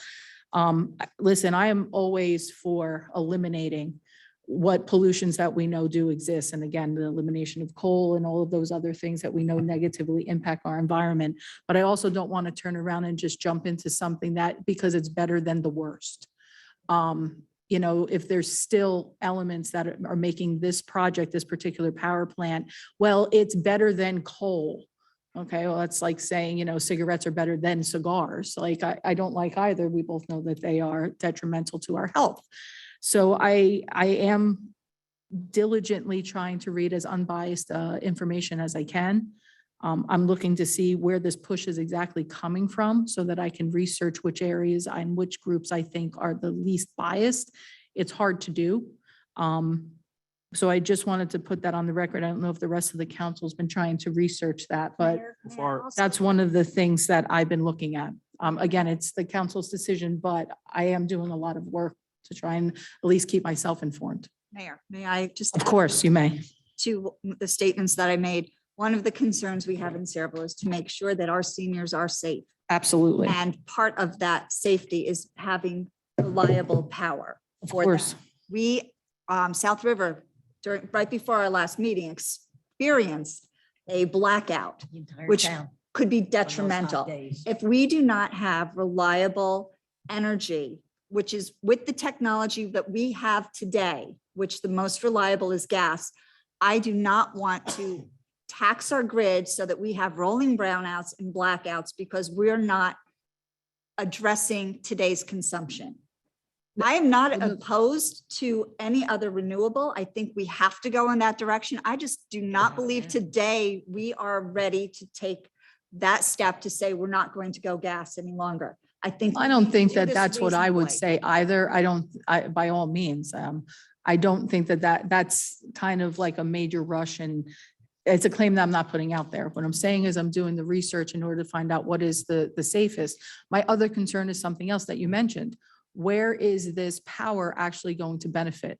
And right now, I am concerned that Saraville is not going to be on the receiving line of that benefit. So I agree with you. Listen, I was the one on the phone all night with Dan and with Dave Leitner when we turned around and had the power outages that affected the Old Bridge section of town where our water supply comes from. And there was a major concern. You're talking about our major water supply here and where we were going to be able to get water. We had to buy water. during that time. So I am absolutely, we were literally chasing. I was getting ready to go in my car at 2:00 in the morning to make sure that the power company was over where they said they needed to be, because I was concerned our residents weren't going to be drinking water, flushing toilets, or being able to turn on their faucets. But in my research, and this is what I'm most concerned about, I don't know how much of this is actually going to be coming to Saraville. So I don't know if we're going to be eliminating the possibility of brownouts and other things that we need to protect our residents against. So if again, it's ultimately your decisions how you wish to go with this. But I implore you all to turn around and do your homework and find out, is Saraville going to be a receiver of this? Or are we turning around and approving something that could have negative impacts on our environment, and we're not actually receiving any of the benefit? If we're going to look at it that way and say, okay, I'll take a little bit of the, environmental fallout because we need to keep our residents safe, and we also need to make sure that our seniors are taken care of. Well, what happens if Saraville isn't even a part of that equation? So all we've done is taking on the environmental risks without any of the positives or the benefits. And that's what I'm trying to figure out. And I haven't gotten those answers yet. It's elusive it's a very difficult thing. You've been following this story now for a long time. And I'm assuming that even as a reporter, you have a much more, hands in the jar to try and pull this out. Are you getting any more information about what towns are really going to benefit from this? Yeah, all I know is what was said at the planning board meeting in 2018 when it was approved, which is, trust us, we wouldn't build it if there wasn't a demand. Oh, there's clearly a demand, but where's the demand? Who's receiving it? Well, many people don't Yeah. know that Middlesex County is already home to 5 gas plants that provide more than enough electricity for our current needs. In fact, we are currently an exporter of electricity. And Perth Amboy mentioned in their statements that this would now be the second plant that would be located within that area that they were most concerned with. So precisely, and the company, it's the same company. They built one, it opened in 2016, and they advertised prominently on their website that it provides enough electricity for 700,000 homes. As you may know, Middlesex County has 300,000. Yep. So that one plant alone is already far exceeding the needs, and they're coming back for more after breaking promises to clean up that waterfront there. So I did see another council member wanted to speak, but since I have the floor now, I'll just continue and offer our organization's expertise. We are a national nonprofit environmental group. We're concerned about people having clean water, clean air, and healthy, affordable food. And increasingly, our work has focused on climate change and clean energy, because if we lose that battle, that's the biggest threat to food and water. So we actually do need to make the transition now. We've been hearing for years and years and years that we're almost there and can't do it yet. But the idea of building new fossil fuel infrastructure, in particular, such a large gas power plant in an area that's already overburdened with pollution in the year 2022 is madness. It is out of control, and it is, flies in the face of what the UN, what the state of New Jersey, and what the county is trying to do in terms of its Destination 2040 plan. I love Middlesex County. I love Saraville. I want it to be a great place to live for years and years to come. But building huge fossil fuel power plants like that is going to make it a worse place to live and affect our health in negative ways. And I'd love the chance to explain more deeply. I see my time has elapsed, but I'd like to offer to present at your next meeting more about this. And I hope that the council will allow me to do that and share the same information I shared with the Environmental Commission. And I, of course, will always make myself available to answer your questions on this, and would appreciate the chance to push back on some of the information that we heard tonight from the councilwoman. With all due respect, I do have another perspective to provide, and I hope that you'll allow me to provide it. thank you very much. I appreciate the work you're doing with the Environmental Commission. I think what might make more sense is potentially having the commissioners from the Environmental Commission probably be the spokesperson. I have no problem with putting that on the agenda for a specific amount of time for presentation at the beginning. But I think that in conjunction with you being there, I think that would be best that if we heard from the commissioners of the Saraville Commission with the support and the research that you've provided them, that would probably make the most sense. So Great. I'm amenable to that. If everybody else is, I can add that to the agenda. And we'll just make sure that the presentation is within a time frame. This is big stuff, and we are not the only municipality right now that have this before them. Like I said, there are multiple ones within our neighborhood with our sister communities that have already turned around and put their opposition to this. Not saying that's the direction we need to go, but I think we need to get more information. Thank you. And I'll hang out after the meeting if anybody has questions. I appreciate that. Okay, ladies and gentlemen, anybody else from the public wish to speak? I know I have a couple online here. I'm just looking because I do see that a couple are from businesses or from companies, but and one resident also. Jim, you already had an opportunity to speak. I'm not sure if Rachel is from here, but I'm going to let the in-person resident come up. Name and address for the record, please. Hi, my name is Anthony Sposato. I'm a stone thrower from the Wawa. I'm on 54 Washington Road. Mayor Kilpatrick, Councilman Conti and Anoha, Councilman Doomfor, Mar, Novak and Roberts. Thank you so much for being here tonight in service of the town that we all love so much. I actually wore my Sayreville Vans tonight. So They've got I got mileage. a compliment for some scouts in the parking lot. They're not for sale. I wanted to come out tonight and just ask for a couple of phone-free minutes with some good eye contact. I promise I'm not going to waste your time. I'm really grateful to live here in Sayreville, where I can stand before you at a council meeting where I think only one person sort of looks like me. That's not my experience from where I grew up. Everybody looked like this, and was pale and male in all the leadership positions. So respectfully, but it's amazing because our borough council tells our community and our kids that no matter what you look like, no matter who you pray to, no matter your gender, you can still be seen and validated and whole. And you can help make our town a little bit better day by day and brick by brick.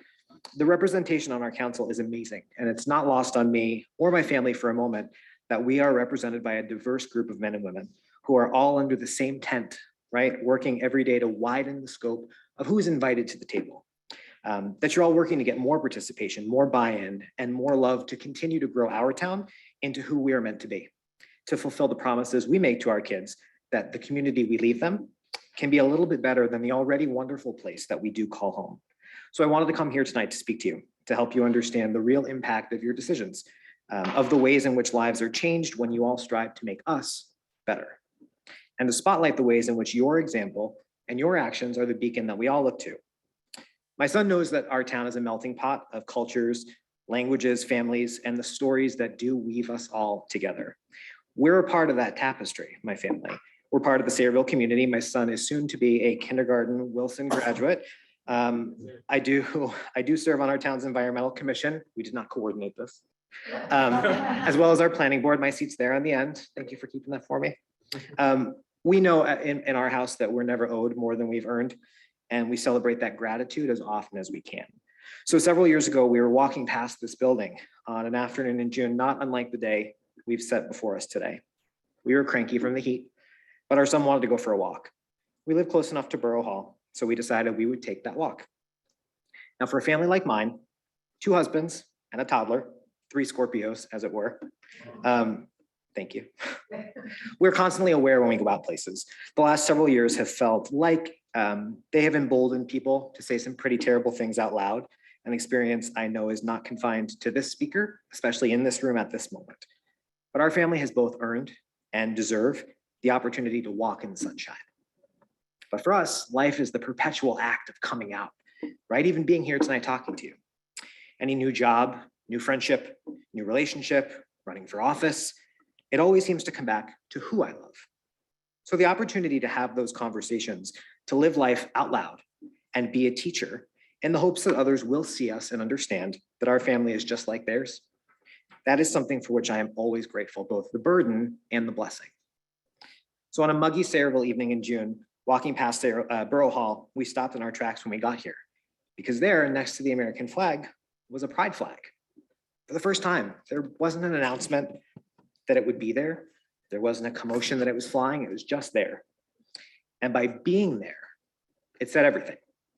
But you may not know what that flag says, and you may not know what that flag means. And so, burden and blessing, I'm here. Flying the pride flag in June, it's not controversial. It tells our community that we love you for who you are, not for who you love. It tells our children that everyone is welcome in our town, that Sayreville sees them and loves them and will keep them and their families safe, that this is a safe place. It tells people both who we are as a town and who we are working to be. We are a town with people of both political parties. I didn't vote for everyone at this table, right? Not everyone at this table voted for me. I'd be on the Board of Education at this point. So we are a town with people on both sides of that spectrum, but we embrace each other as friends and neighbors. But we see equality as a fundamental tenet of the fabric of that community that binds us. I'd mentioned that people felt emboldened in recent years to be more unkind and less welcoming to another, and that bears itself out in the community to which I'm proud to belong. According to the Trevor Project, nearly half of LGBTQ students last year seriously considered attempting suicide. One small flag, guys, has a big impact. This is not controversial. This is not going to cost you votes in an election this fall. This is something that recognizes that all families, families like mine, with a daddy and a papa and a Gabe, who sends daddy to the meeting with his Mickey Mouse pen. Just realizing that we're welcome here, right? That Sayreville is a community made stronger and not weaker when we all work together, when we are all invited and inspired and empowered to participate. Councilwoman Roberts said it best tonight. Sayreville knows Sayreville best. You are right. So what I would like to request is for someone on this borough council to stand up tonight for Gabe, for his daddy, and for his papa, and call for a motion and a second to take the pride flag that is in this building that has flown at Borough Hall each June for the last few years, and tomorrow re-raise that flag beside the American flag for the remainder of this month, the one where we're supposed to feel the safest in the whole year.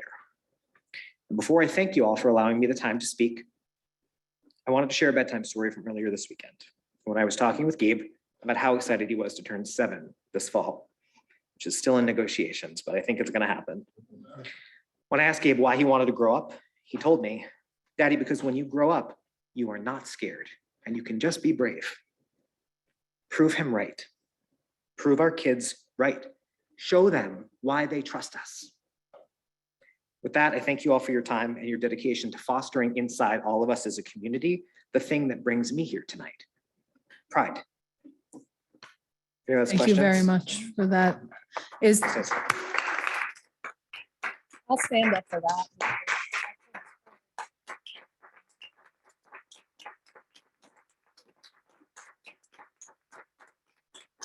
So, Mr. Sposato asked for a motion and a second to. I'd like to make a motion. I to- second it. Okay, that was. Before we vote, I'd like to know the legal. There's a motion and a second though, do we? Don't we have? I'd like to. Discussion. Sure, I can deal with that. So there was an issue regarding a Supreme Court ruling that came down out of Boston. There was some discussions about a flag being flown in Boston, went to the Supreme Court. There were policies that allegedly were present within that municipality. Apparently, those policies were implemented in a discriminatory manner. It was then went up to the Supreme Court, and the Supreme Court held that it was accurate and that those discriminatory practices were not applicable. There has to be policies. It's relatively new. The Supreme Court the plan just came down 2-3 months ago. So myself and the borough administrator have been trying to determine if in fact any other municipalities have policies associated with this. They do not. They are being formulated, they are being discussed, but they are not being present at this time.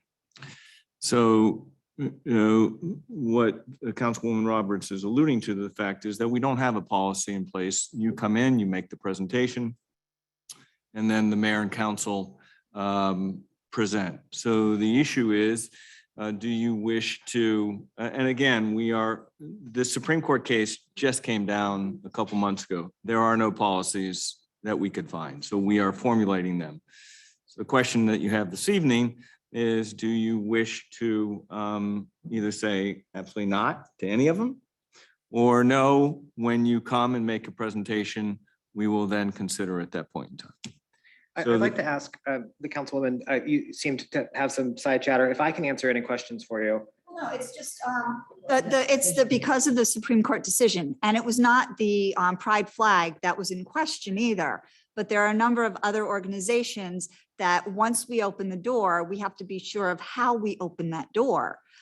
because there are obviously some organizations that might want to take advantage of that. Sure. Do you have And- organizations necessarily that you're worried about asking? for But with flag the, flying? with the, there, I don't think there's any organizations that have been. Well, one obvious one, I think we're always met with the resistance of if it's, then we're anti-veteran, which is absolutely not the case. Anti-veteran if. But no, I think if I. I've if I- heard some conversation. No, if I could, that's not, so what we're presented this evening is the pride flag. So I think that you all have the right to consider this. You are accurate. There are no policies in place associated with anyone else. Right now, everyone who wishes to fly a flag has to come up and present the arguments, and then you consider it for whatever those presentation is. This evening, I wanted, because Councilwoman Roberts and I have had in-depth conversation about this recent Supreme Court case. There is no policies that any of the local municipalities have. There's no policies that the state is helping us.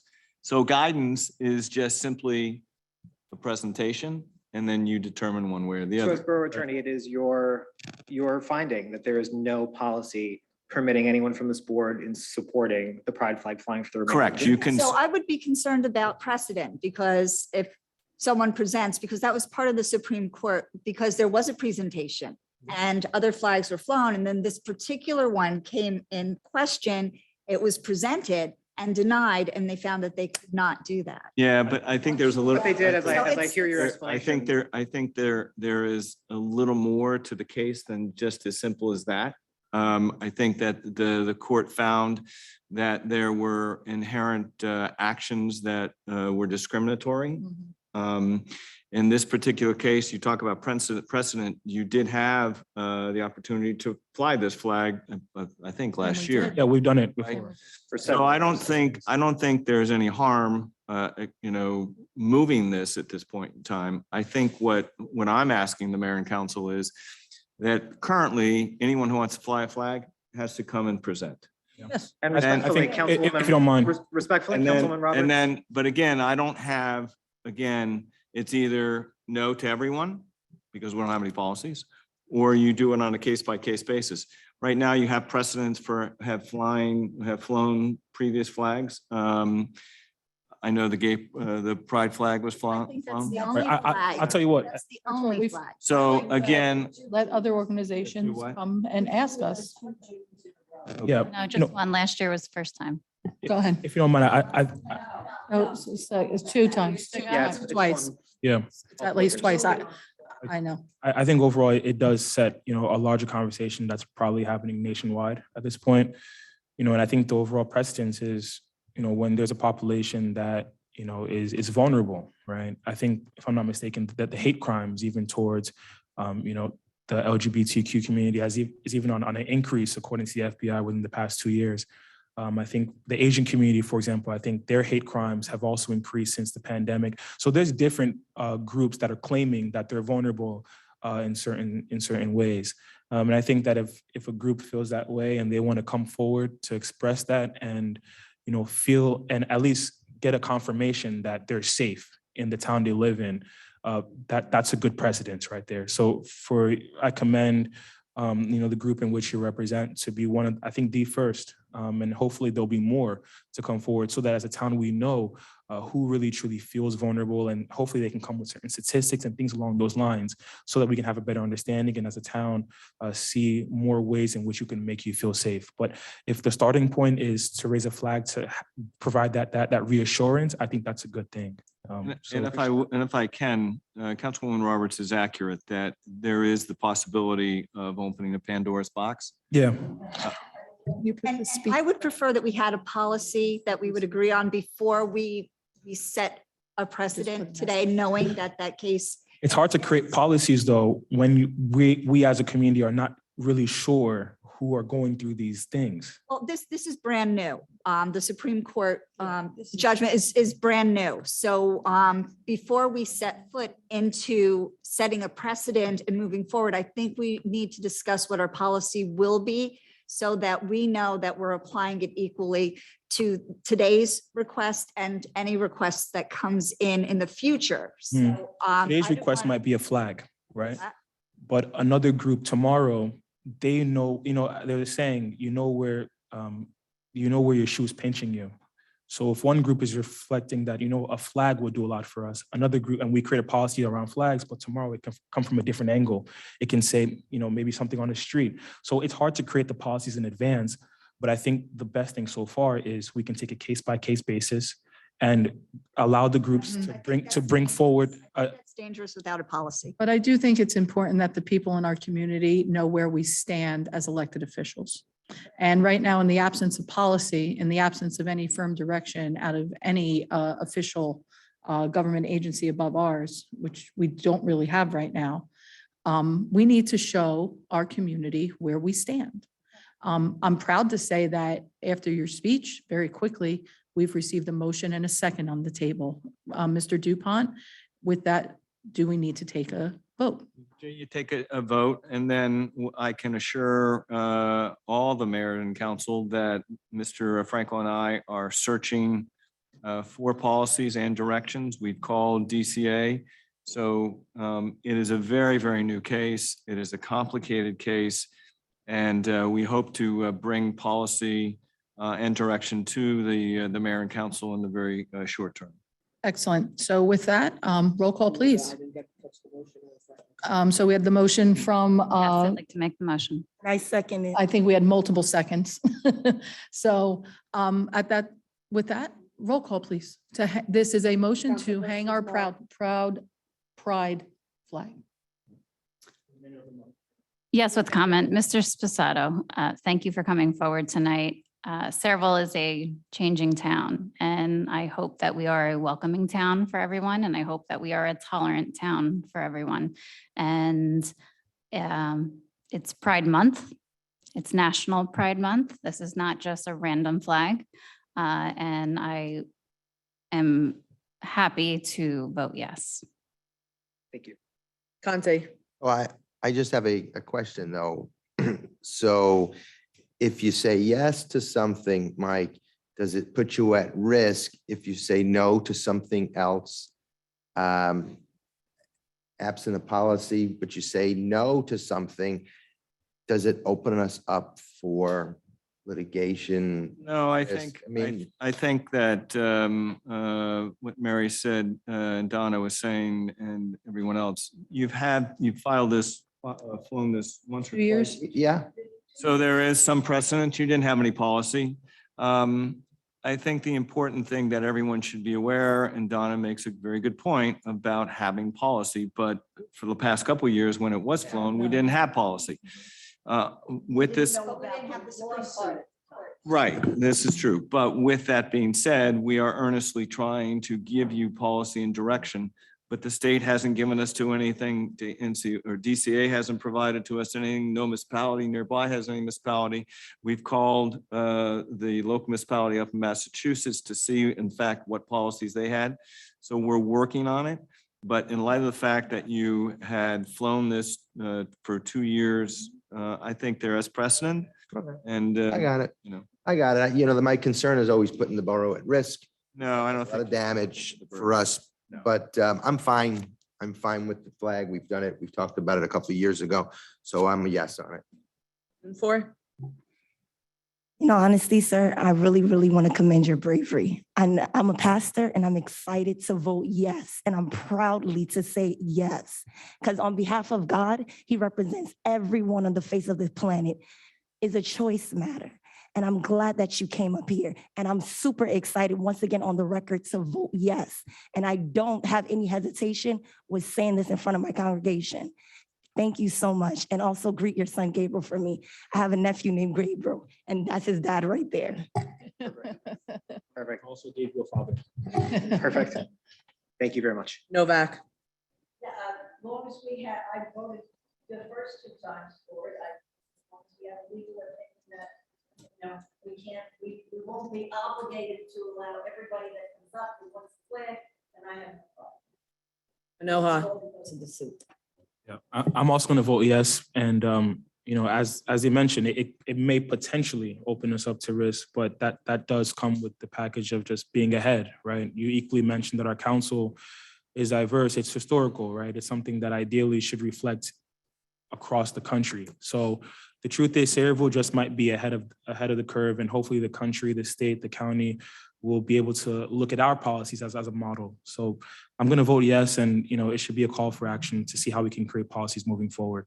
Thank you. Robert.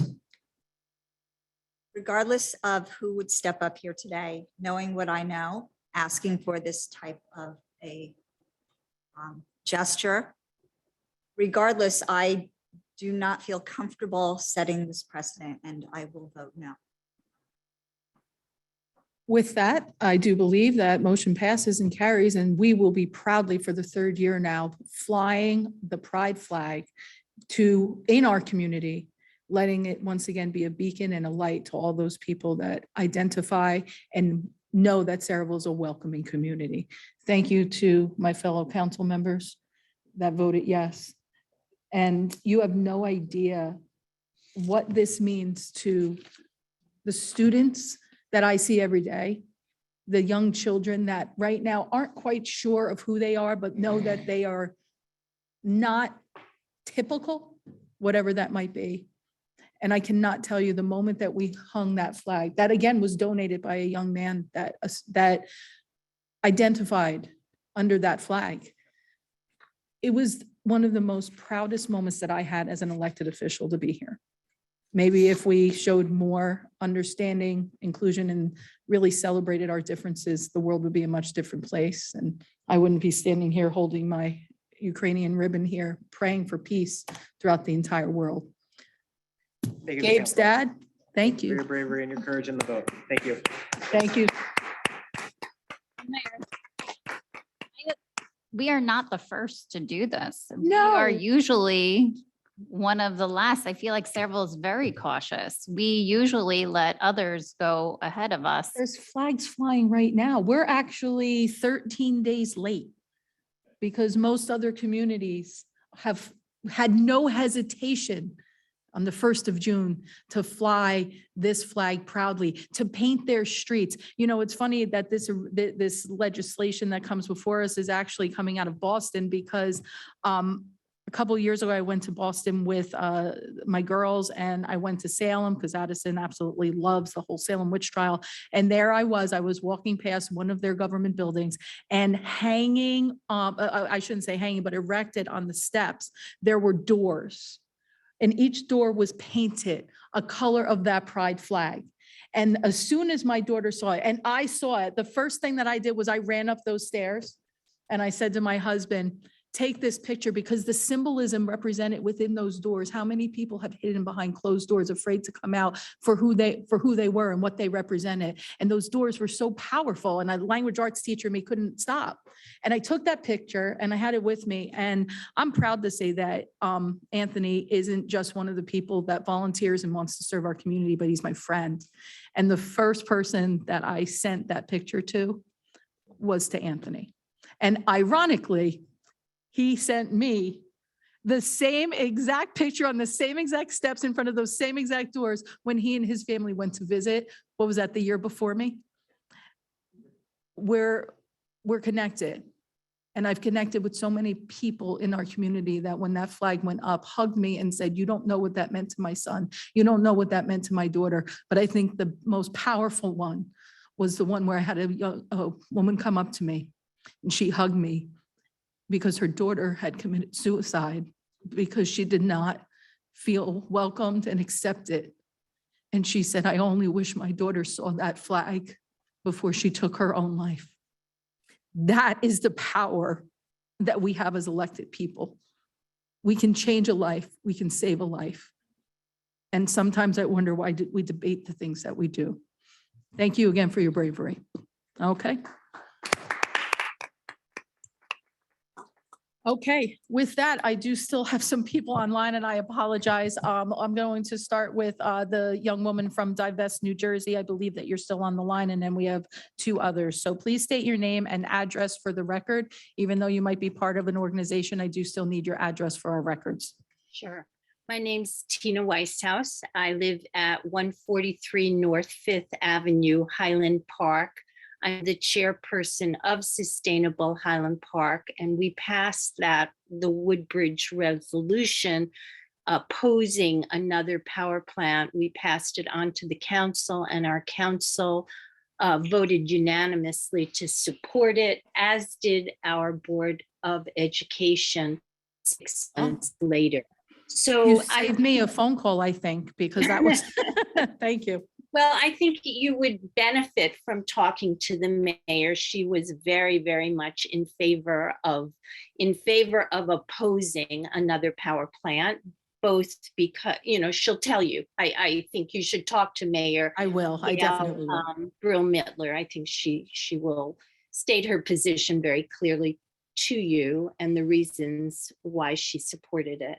But yeah, if there are any other questions, I just want to, I know it's late. I know we've visited this topic already, but I do want to underline that this would be the 6th power plant, fossil fuel power plant in, I don't know, like a 5-mile radius. One's in Seawarren. This would be the second in Casby.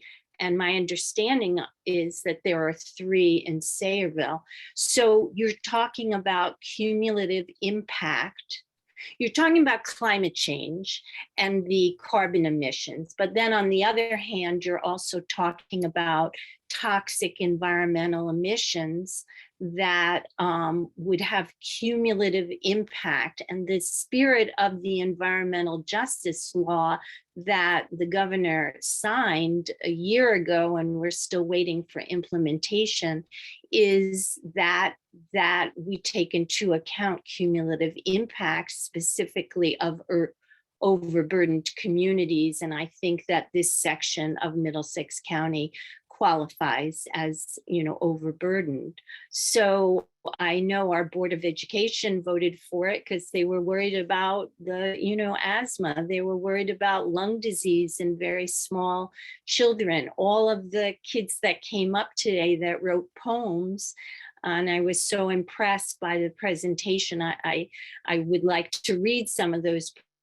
And the young man who did the garden plots for his Eagle Scouts project, I think they're thinking about the future, and they're thinking about climate change, and they're thinking about being able to breathe clean air and live in safe spaces. And if you put all these toxic chemicals into this space, and they're already there, and you're just adding more to them, it's not a safe space for breathing.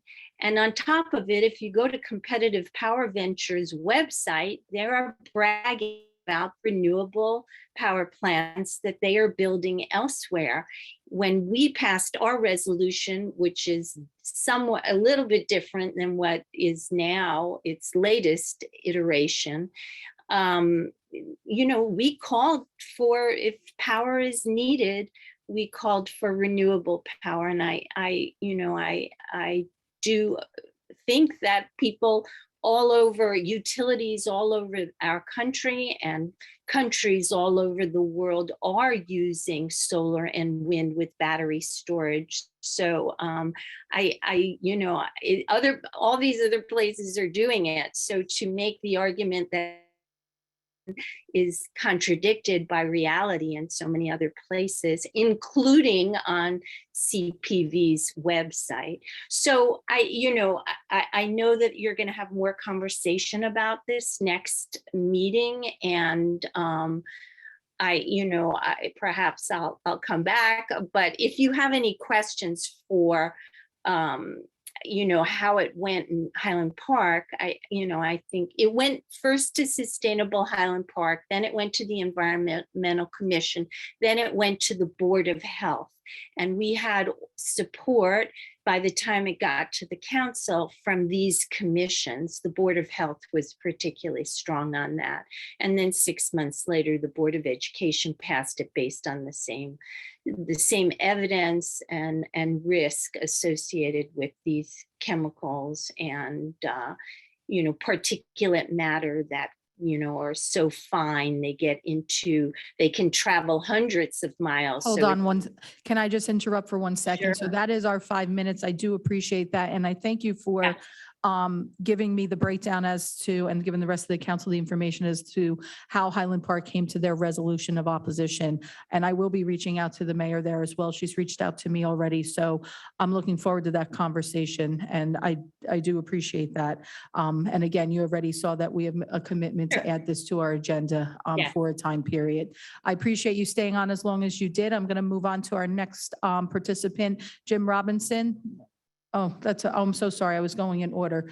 Jim, go ahead. 5 minutes. I am going to keep our callers to 5 Yeah, minutes. I'll be very brief, Mayor. Thank you.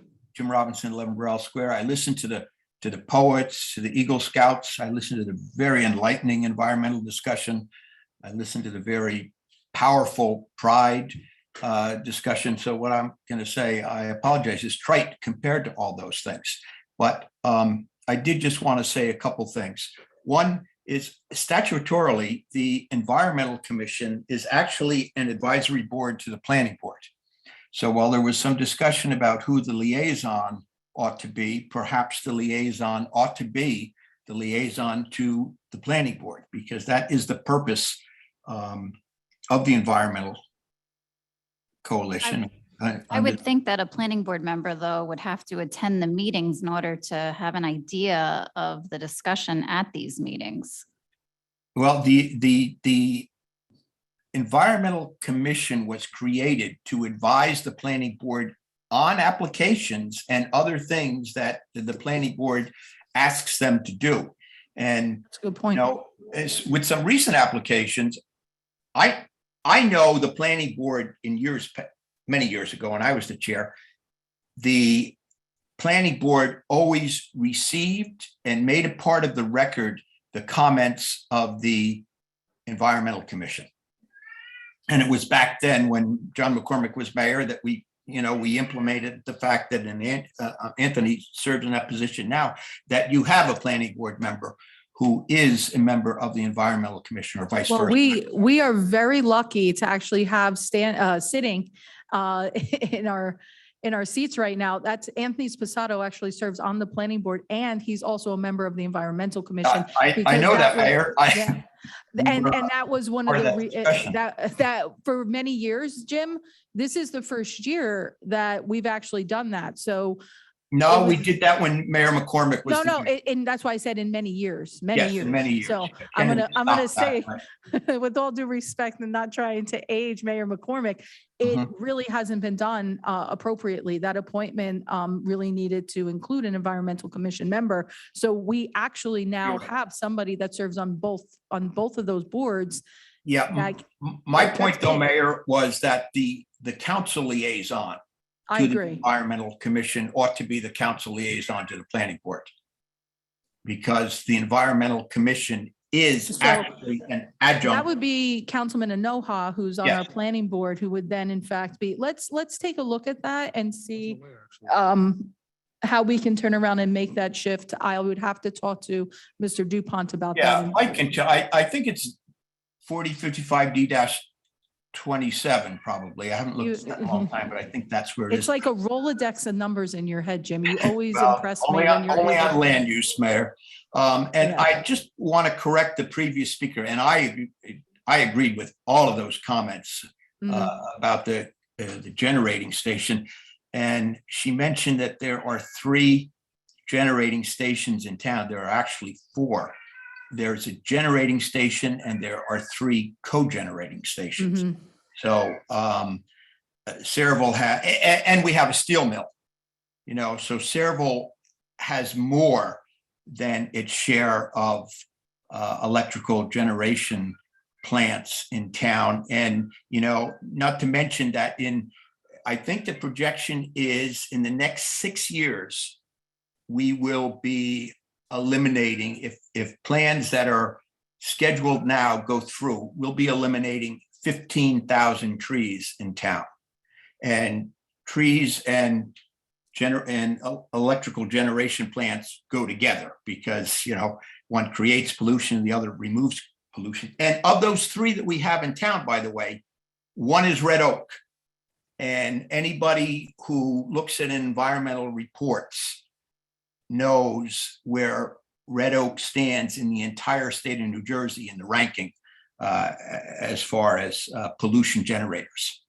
So I thought that was a very enlightening discussion, one that ought to be taken very, very seriously, because the impacts on the community, especially since I don't think we are going to benefit from that electricity. You know, with the 4 that we have in town, we don't need another one in the neighborhood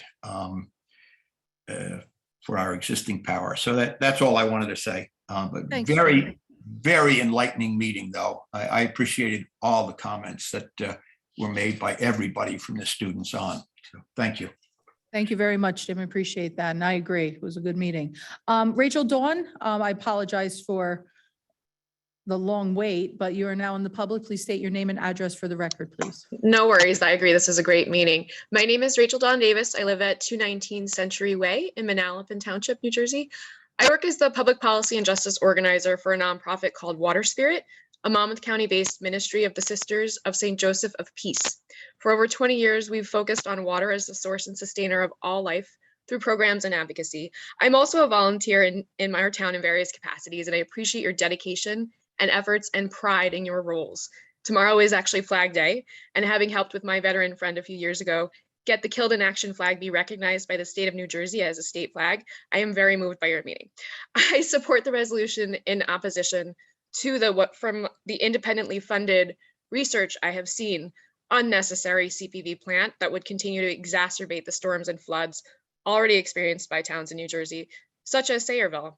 The environmental justice law rules actually went into effect last Monday. So seeing the cumulative impacts being present in this town, the project really should not move forward. And this resolution really would support that. As was mentioned, the power would not be for this region entirely, perhaps not at all. The example that was mentioned, cigarettes and cigars, was spot on. It was really great to hear you speak about the reasons to scrutinize the other town's opposition and act in the best interest of Sayreville residents, whom you obviously care deeply about. I am glad to have witnessed the outpouring of support for the young poets earlier tonight as well. Quite literally, the mental health of young people, per the Lancet Planetary Health Journal, is being affected by inaction of decision makers to say that we have to wait and we must, focus on quote unquote natural gas. It's not natural. Methane gas as a bridge fuel, it's an industry talking point. The mental health of young people is paramount, and the decision makers at all levels of government could take climate chaos seriously by preventing fossil fuel emissions, such as yourselves. Rather, we can start the just and stable transition as soon as possible, such as Gavin's community garden. The art that the students are creating, and this is all throughout the state, it's an expression of their loss of their imagined future or eco-anxiety and eco-grief, and it's great that that's happening. This expression is necessary, and thankfully such feelings are being matched with advocacy activities to move their leaders into action, which actually makes them feel better and gives them regeneration. Obviously, elected officials can make that process much easier. As was mentioned, the DEP can deny the permit for this CPV project. Methane is the largest contributor to greenhouse gas emissions, over 30% more emitting than carbon dioxide. And that, again, exacerbates the hurricanes now that we have and tornadoes regularly falling in New Jersey. And this is scary. I say this also as a parent. We really do need to harden the electric grid with more solar, and that has not been done enough at the larger institutional levels. So we really need to focus on the bigger picture, which was also spoken about a little bit today. So really, in closing, it's incumbent upon each municipal leader to make the decisions that they can based on the best information available, and air and water know no bounds. So I appreciate you having Charlie Cradiville from Food and Water Watch to present to the council and with the environmental commissioners. We look forward to learning of your updates and decisions. And if there's anything I can help support with, I'm happy to. Thank you. Thanks very much, Rachel. I appreciate you waiting so long and for your input as well. And it does appear, this one thing that I'm very proud of with this council is that when we have an issue before us, we do our own research and we take a look at what we can. So I'm excited to have that presentation before us.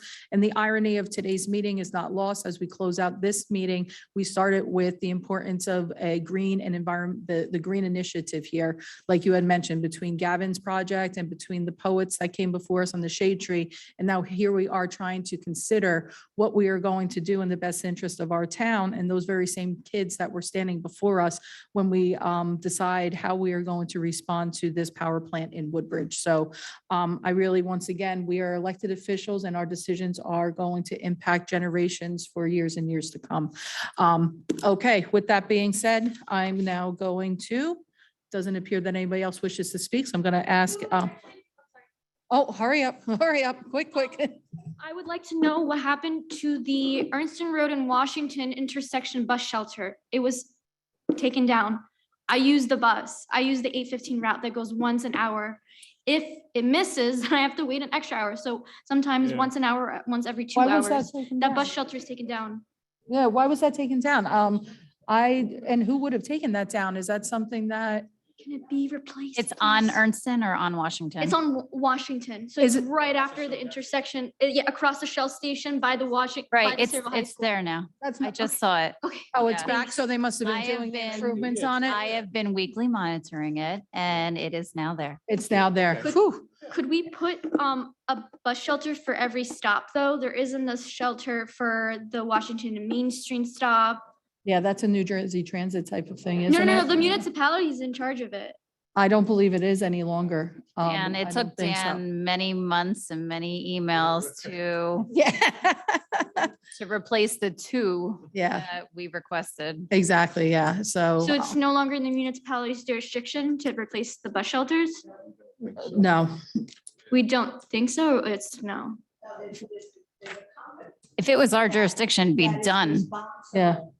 For maintaining those. They put them up and they're maintaining them. Mhm. Okay, so NJ Transit now maintains them and replaces them? I don't know if it's NJ Transit. It's a- Yeah, it is Yeah. NJ Transit stop. Yeah, but NJ Transit isn't doing it. They're basically like outsourcing that upkeep. And we lost a bunch of routes also. And that was another big thing that Yeah. occurred here. But can I tell you, this conversation started over a year ago. Yes. They agreed to replace them. They took down the shelters without putting up new ones, and it left our residents in the open air for months. I don't know why they would take one down without replacing it. It's infuriating. Yeah, I mean, it's the only NJ Transit route that goes through Sayreville, and the coach bus lines also have been cut down. And I would like to ask if you can make a recommendation with the influence and the power that you currently hold to advocate for more bus routes. Oh my God, I love you. I just wish you were So- here a couple years ago because we created an entire commuter With Assemblywoman committee with Lopez Assemblywoman Lopez and all higher Speaker people. Coughlin. They were meeting here repeatedly. Fred Block was the chairperson of that. And let me tell you, all but pitchforks and torches were really being brought to the table here to get this done. And I'm sad to say it down was to a unsuccessful. CDL Shortage. a And CDL I, license. yeah, there was a lot of different things and I have my suspicions as to why it was really eliminated. I'm going to be honest with you. I really do think that this is a push from the, NJ Transit and others in order to get people over to these larger bus or bus hubs, like the one in Old Bridge and even in East Brunswick and so forth. And especially now with the rising cost of gas and everything else, I think you're going to see this more and more often where they don't have to go through residential towns, but rather they want to turn around and get commuters into these centrally located areas. That's my suspicion. I have absolutely no evidence to support it other than common sense, but I'm pretty confident that I'm onto something here. But we fight, trust me, I swear to you, this was, this entire room was packed and we support our commuters. And it was a very difficult go, but we did lose that. And so did the other towns surrounding. I'm hopeful that South Amboy, I do think there's somebody here from South Amboy. I'm hoping that some of the work that's being done over there and as far as ferry lines and so forth is going to help ease some of the burden of our commuters in the very near future. But I won't point that individual out right now, but he's a really fantastic, source of information on that. But thank you. South Amboy is difficult. I know it is. I know it is. But I am saying that we're fighting hard. We lost that battle. I hate to say we lost anything, but we lost that battle. And there was hundreds of people here. We spoke with the senator's office and they made it very clear, once a route or a line has ended, it's nearly impossible to get it back. Would conducting a survey with the NPO, like NGTPA, be of interest to anyone? We've done it. We've done it. You have no idea. I would highly recommend you give, actually, there's a Facebook page. Fred still. recently posted that someone reached out to him about starting up some conversations again, so. Who's Fred? Fred who? Fred Block, I'm gonna tell you, I don't know if you have social media, I do not, but if you put a flare out and say, Fred Block, can you talk to me about commuter issues? He'll probably respond in about 13 seconds. But there is a commuter page, from what I understand, that I believe he created on Facebook that's still up, Saraville commuters. And I think you'll be able to get a bit more of the history of how we've advocated in the past so that you don't duplicate efforts that we already know were dead ends. Okay, thank you. You're very welcome. Thank you. Miss- Okay, ladies and, so I'm sorry. Go ahead, Eunice. Miss Alexandria, I would actually like to suggest this. I think you should gather some of the residents and write a petition out to New Jersey Transit. And the more the merrier, and I believe that they will hear you out. So if you can just go along with that suggestion, rally up some people, write a petition to them, and I believe they'll hear you out. Yeah, and reach out to Fred, because they did do that also. So you've already got an organized base. If they're looking to reinvent, to resurrect that argument again. But I want you to make sure you have the most information. They were extremely diligent and they knew what they were doing. So you get a lot of Thank you for info. that. Yeah, okay. To add to that, not to give you work, but I think that route begins in Woodbridge. So Mm. maybe if you need support from reaching out to, your assemblyman, that could be a good angle as well. Because the end destination of 815 is the Woodbridge Mall. Yeah, Okay. ends in Woodbridge, so. Yeah. If it's, I mean, I've taken it from Woodbridge to the Fanboy, and it's like 3 hours. It's ridiculous. I took that route every day before joining council, and I've missed out on so many interviews, so many timely things. Right. Not enough drivers. It's All right. my heart goes out to you. So We're going to move on with our agenda after we get a motion to close the public and adjourn. I'd like to make a motion to close the public portion. And adjourn. Adjourn. Second. Roll call, please. All in favor, all in favor. Aye. Any opposed? Second. Second, I kind of tried to do them all in one. Anybody need to use the restroom real quick, or do we want to jump right into our agenda session? Let's, No, I bet. anybody need a minute? All right, go.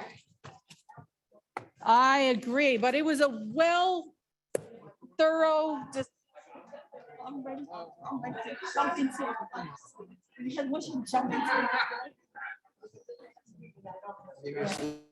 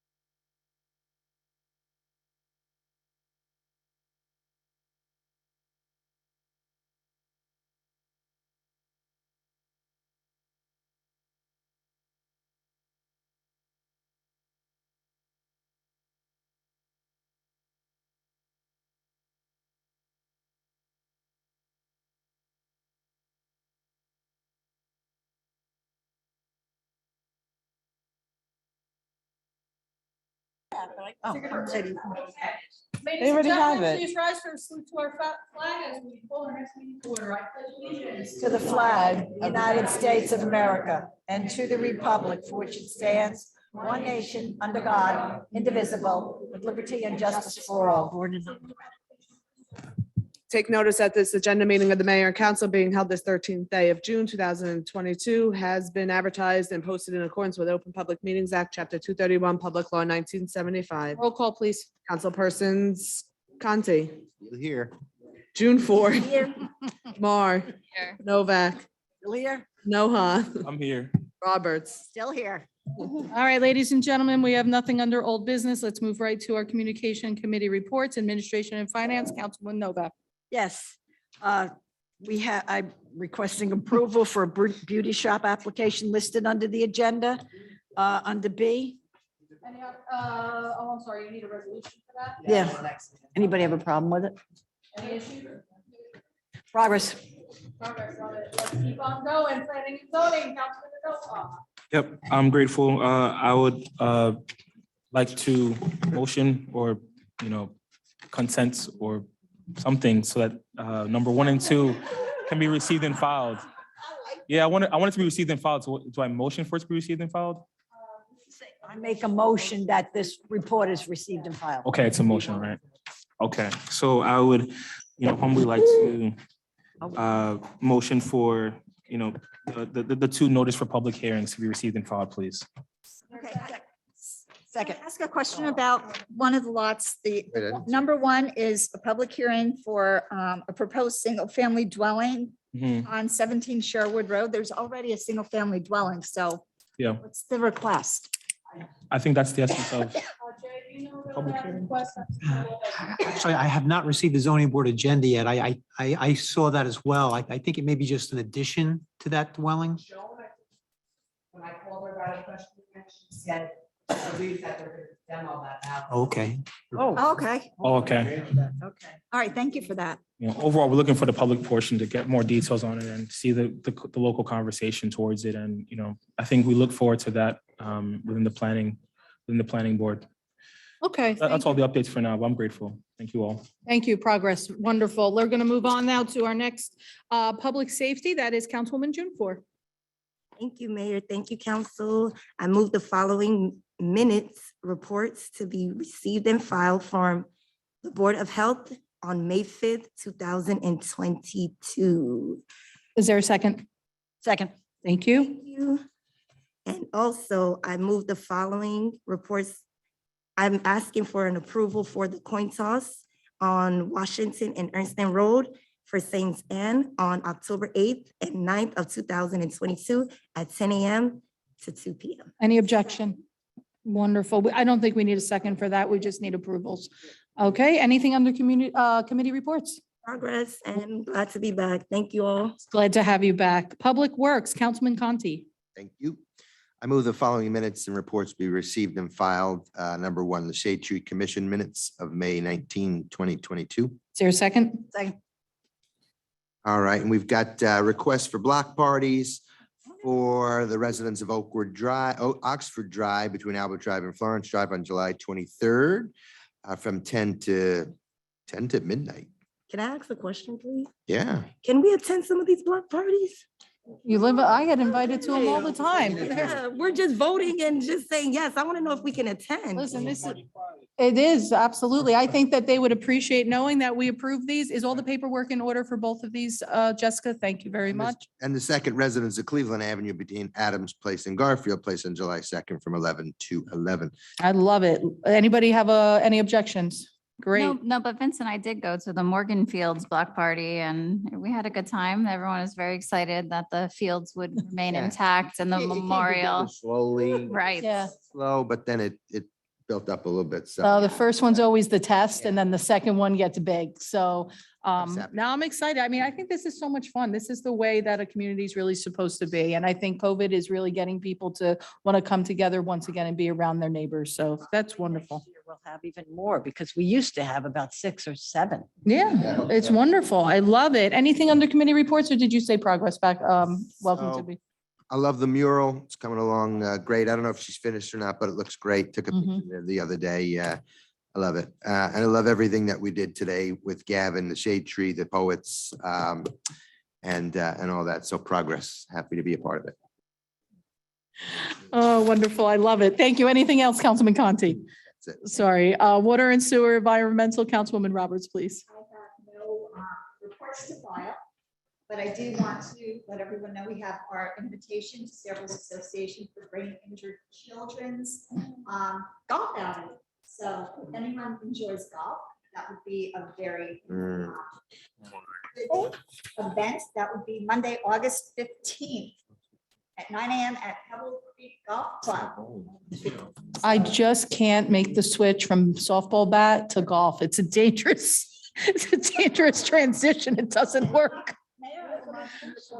There you know. It's not going to work. It's not good. Anything else, Councilwoman Roberts? 2 things. I just want to say happy Father's Day to all the dads. Oh, that's right. Happy Father's Day. Is it Sunday? Thanks. Yes, All it's right. Sunday.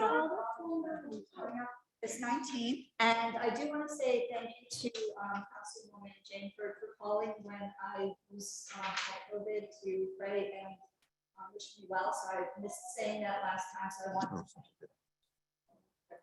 Oh, nice. As long as we're safe. As long There was as- a great. I have to say, their prayers really work. I have to say. My granddaughter Cora, his first birthday is Friday, so. Happy birthday. I'm sorry. Oh, that's great. Mayor. You're very welcome. I'm glad that it was good to see you. I'm so glad that you were okay. Recreation, Council President Mar, please. Okay, here we go. No minutes or departmental reports. I have an application. Okay, go ahead, start it. Application for special event received from the following. Number one, Majid Sadar and Community Center to hold a prayer service on July 10th at Kennedy Park from 7:30 a.m. to 2 p.m. You need a reso for that? Yeah, but it's still pending. Still pending on that. approvals. Okay. With approval still on. Yeah, that. we have. Yeah, I saw the emails coming. Mhm. Yeah, so just Yeah. it's just still pending. Still pending. Okay, thank you. Okay, and C, authorization for CME to prepare concept plans for the improvement of baseball fields for Saraville AA and Saraville Little League at a fee not to exceed $5,000. Any objection? Okay. Committee reports. This is All where we right, started. committee Get it. reports. So again, we celebrated with the fine people of Morgan who are ecstatic that their fields will be intact in the memorial. So we had a great day. It's nice to see the ending of something again. Anything in government takes way too long. So it felt like an eternity ago that this conversation started, and it's always really exciting to have it end positively. The mural, again, Vince commented, I hope everyone goes by to see, and it's not even finished. One of our own preschool teachers is doing it, a fellow graduate with me. Dan, thank you for approving Kennedy Park building. Again, we've been talking about this mural for years. And, you know, it's so easy, I think, up here just to give up on ideas because you just feel like roadblock after roadblock after roadblock. And I wouldn't let it go. And I'm thrilled that it's finally, you know, coming to life, and it honors our veterans who we love so dearly. And it brings life and beauty back to Kennedy Park. So We just need to get a better handle on the back of the building. yes. Yes. All right. Speaking of which, the movie theater is back to being atrocious. And I think we should start fining the company. And does anyone else agree that we are at the point where we should be fining them? I don't think you're gonna have to, I think that's a better idea, but I don't think you have to fine them anymore. I think they've made a decision. They cannot keep up the building. They're gonna knock it down. Amen. How much of a loss? About $70,000 worth of revenue. Taxes and taxes. All right, but the fine people of Saraville deserve better. And we are putting our foot down. When they knock down the building, the ratables that we get are based on the property with the building. Without the building, it's a loss of, Denise, 70 grand? 70 grand.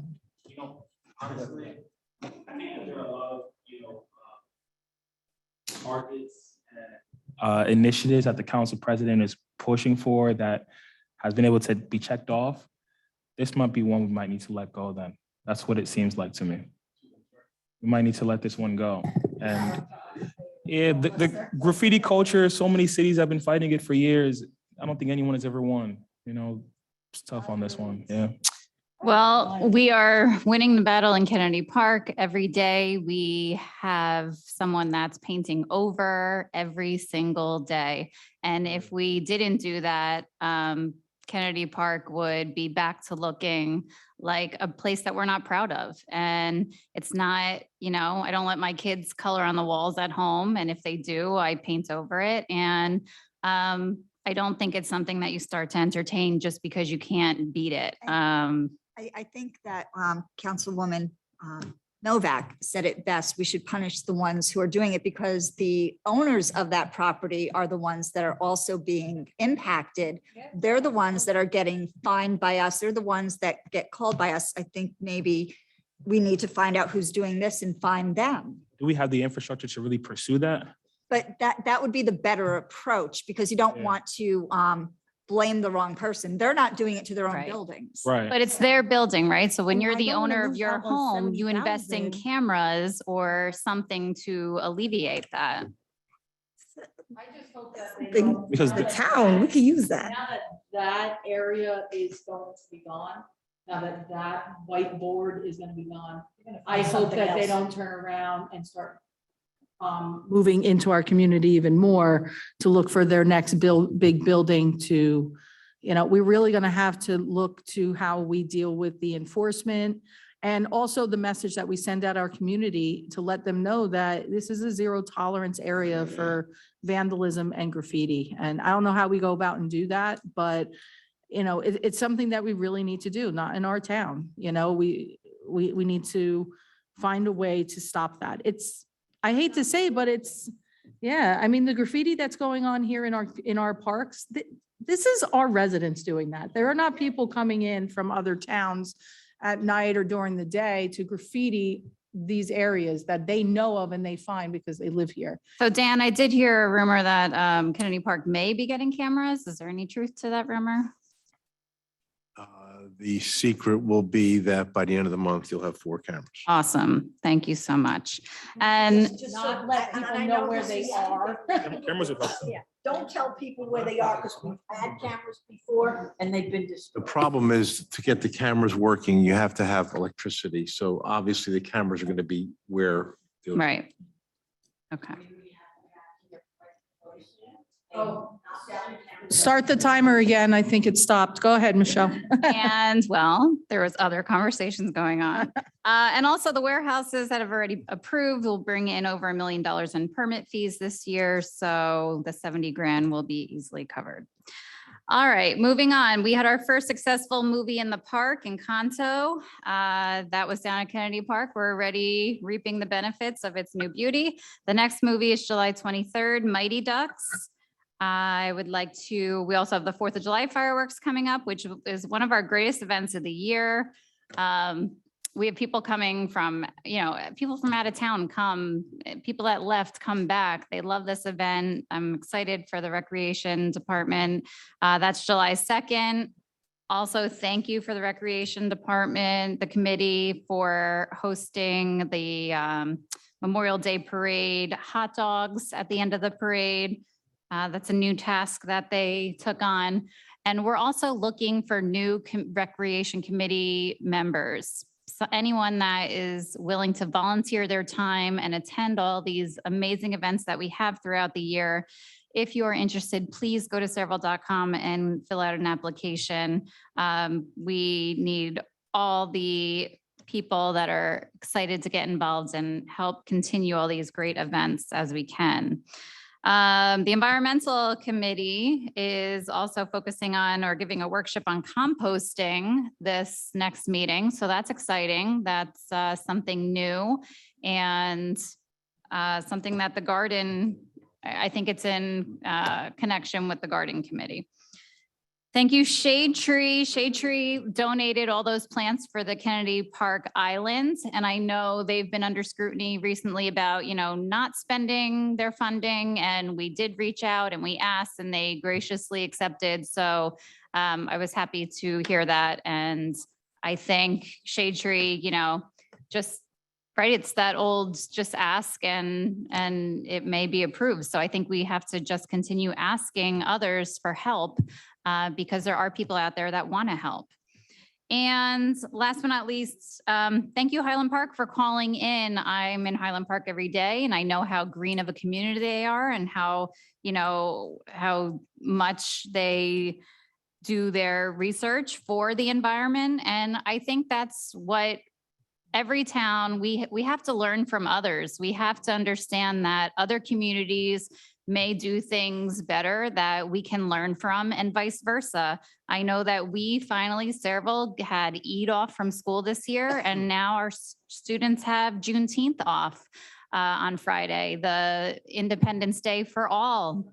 So, and Highland Park does not. So I think that every community needs to learn from each other and take the positives from each other. So thank you to them for calling in tonight.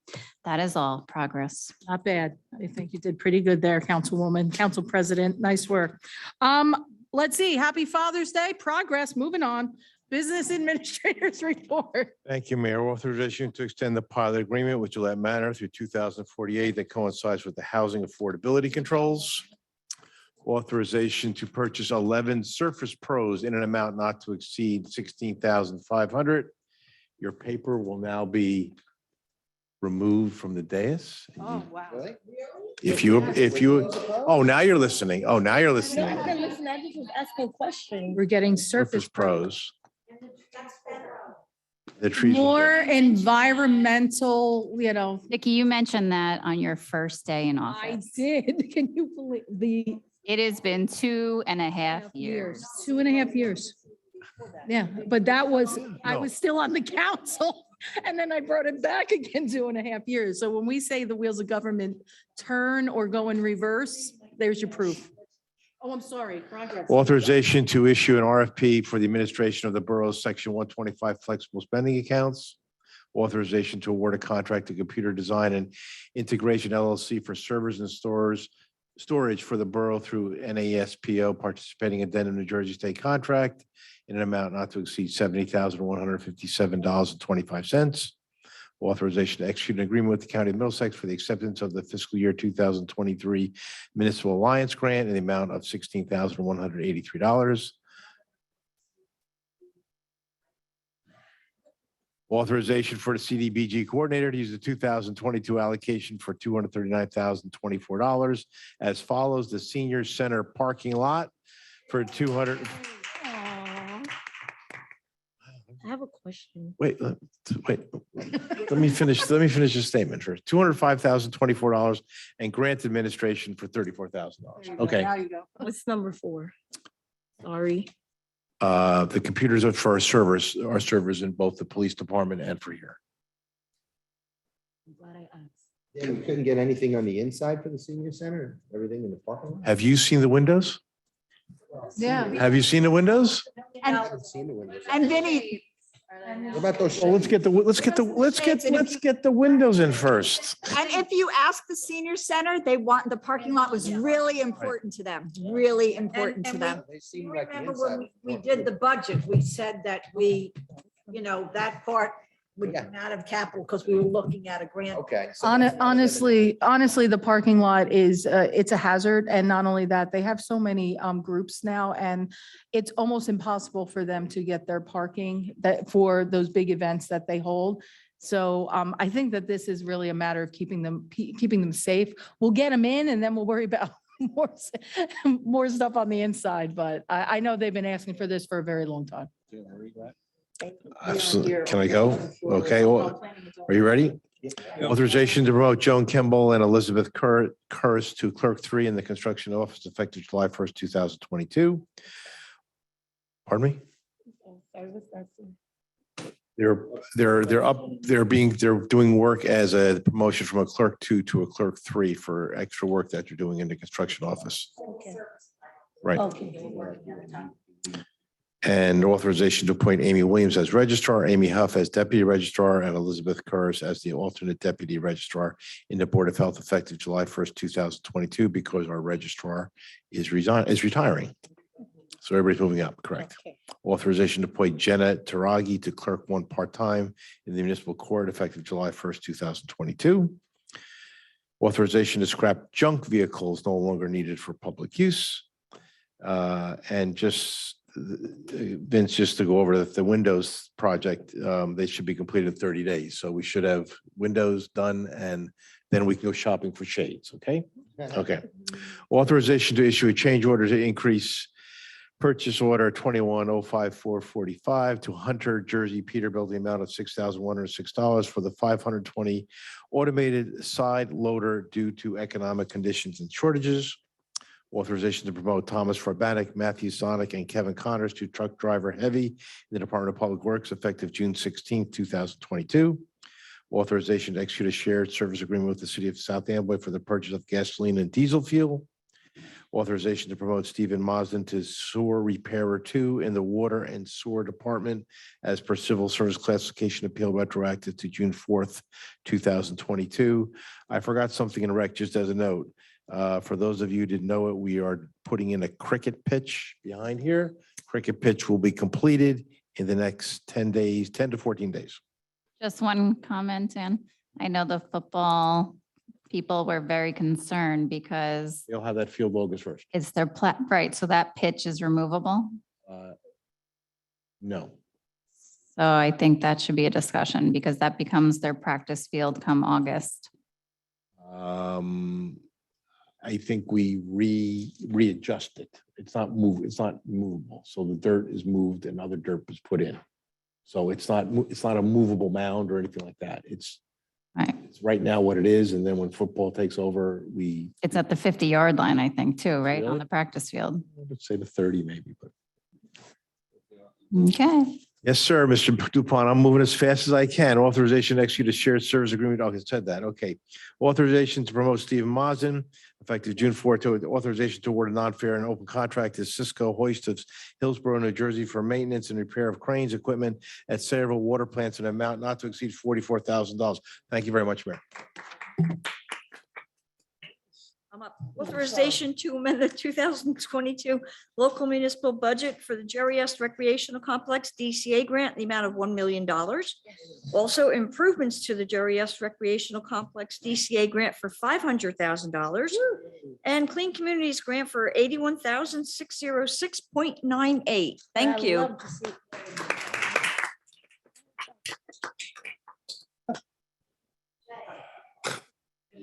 Borough Engineers Report. Thank you, Madam Mayor. 2 items. First is the DOT Trust Fund grant applications. We were authorized to prepare those. The Public Works Department has recommended Cheesequake Road and Johnson's Lane as the 2 roads this year. So we're looking to have resolutions at the next meeting authorizing the submission of those grants. And next item is the next phase of your road improvement project, which includes Oak Tree Road and Glen Court. We're getting bids next week. So if everything's in order, we'd like to have resolution awarding the contract at your next meeting. Sounds great. That's all I have. Thank you. Okay, ladies and gentlemen, we'll try this one more time. Anybody from the public wish to speak? Oh, I'm sorry. You're all the way on the top. I can't see you.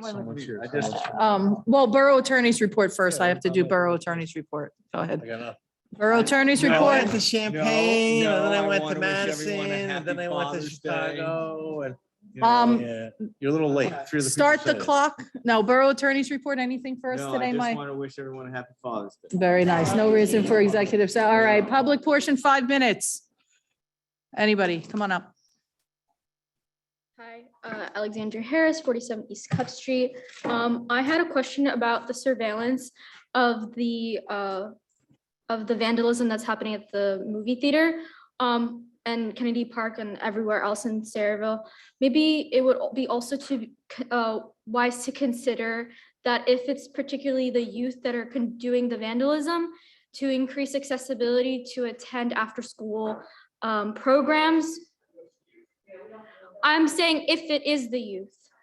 That's why I said if. Because, you know, when I was attending high school, Sayreville High School, the busing budget was decreasing every year, and so you had to have a pass, then you had to a certain bus, like the buses were just decreasing. So I'm saying if it was the youth, maybe more youth programs, stuff like that would redirect their energy. And then I just wanted to remind everyone, since the Environmental Commission was mentioned, if we could set an agenda item for a presentation about the Keysby Power Plant, please. I think we did that already. I Oh, already yeah, did that. maybe while I was in Yeah. the restroom. Okay. Yeah, but it's got to be from the commissioner. The commissioner will come and do the presentation That's fine. and then obviously we would put that, I said that I would make that amendment on the agenda. And we would have like a time period, so you would be able to present to the public as the commissioner comes in using the experts that he feels would provide the most amount of information that was pertinent for that. So yes. Is there a requirement to have on how many commissioners have to attend? Well, it's really a matter of a time frame.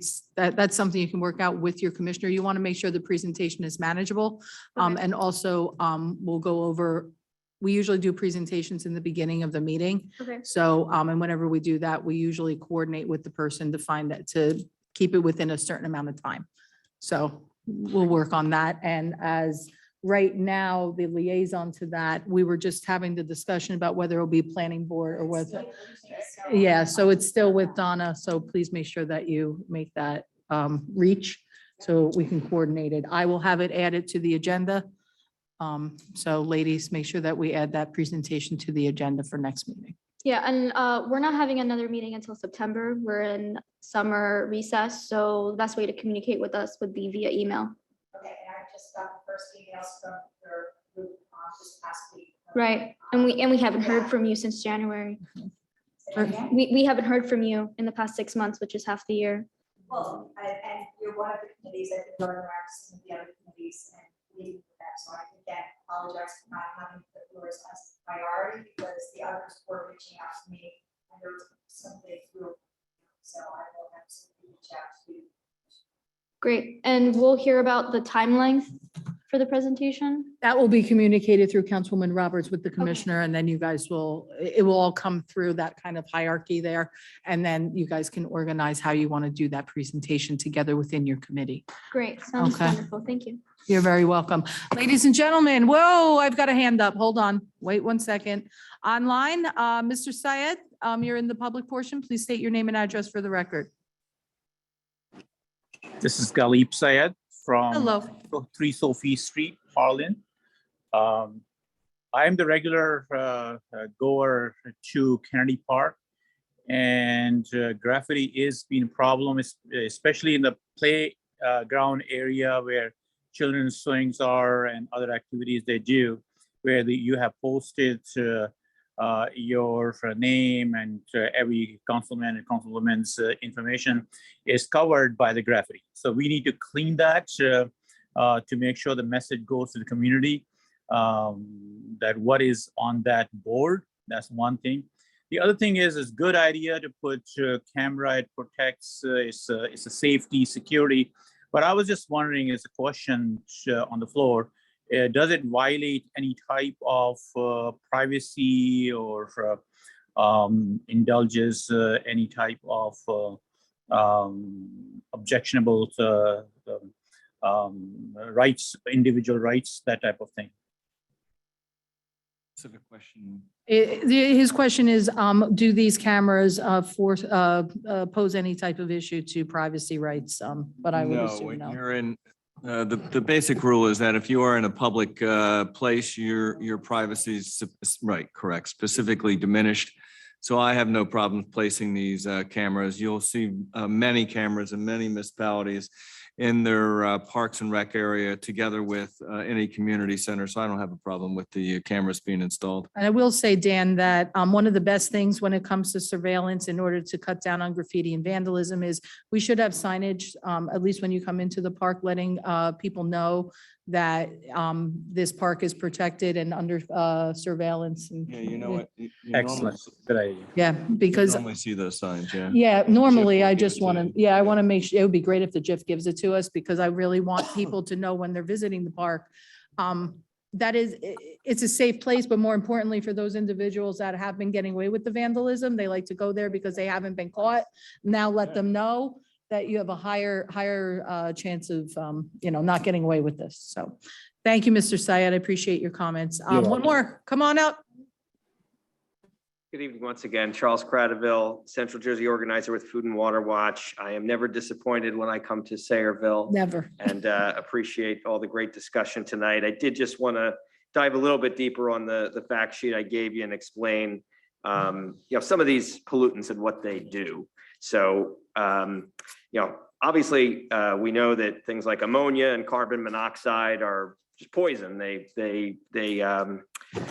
kill life. They make it harder to breathe.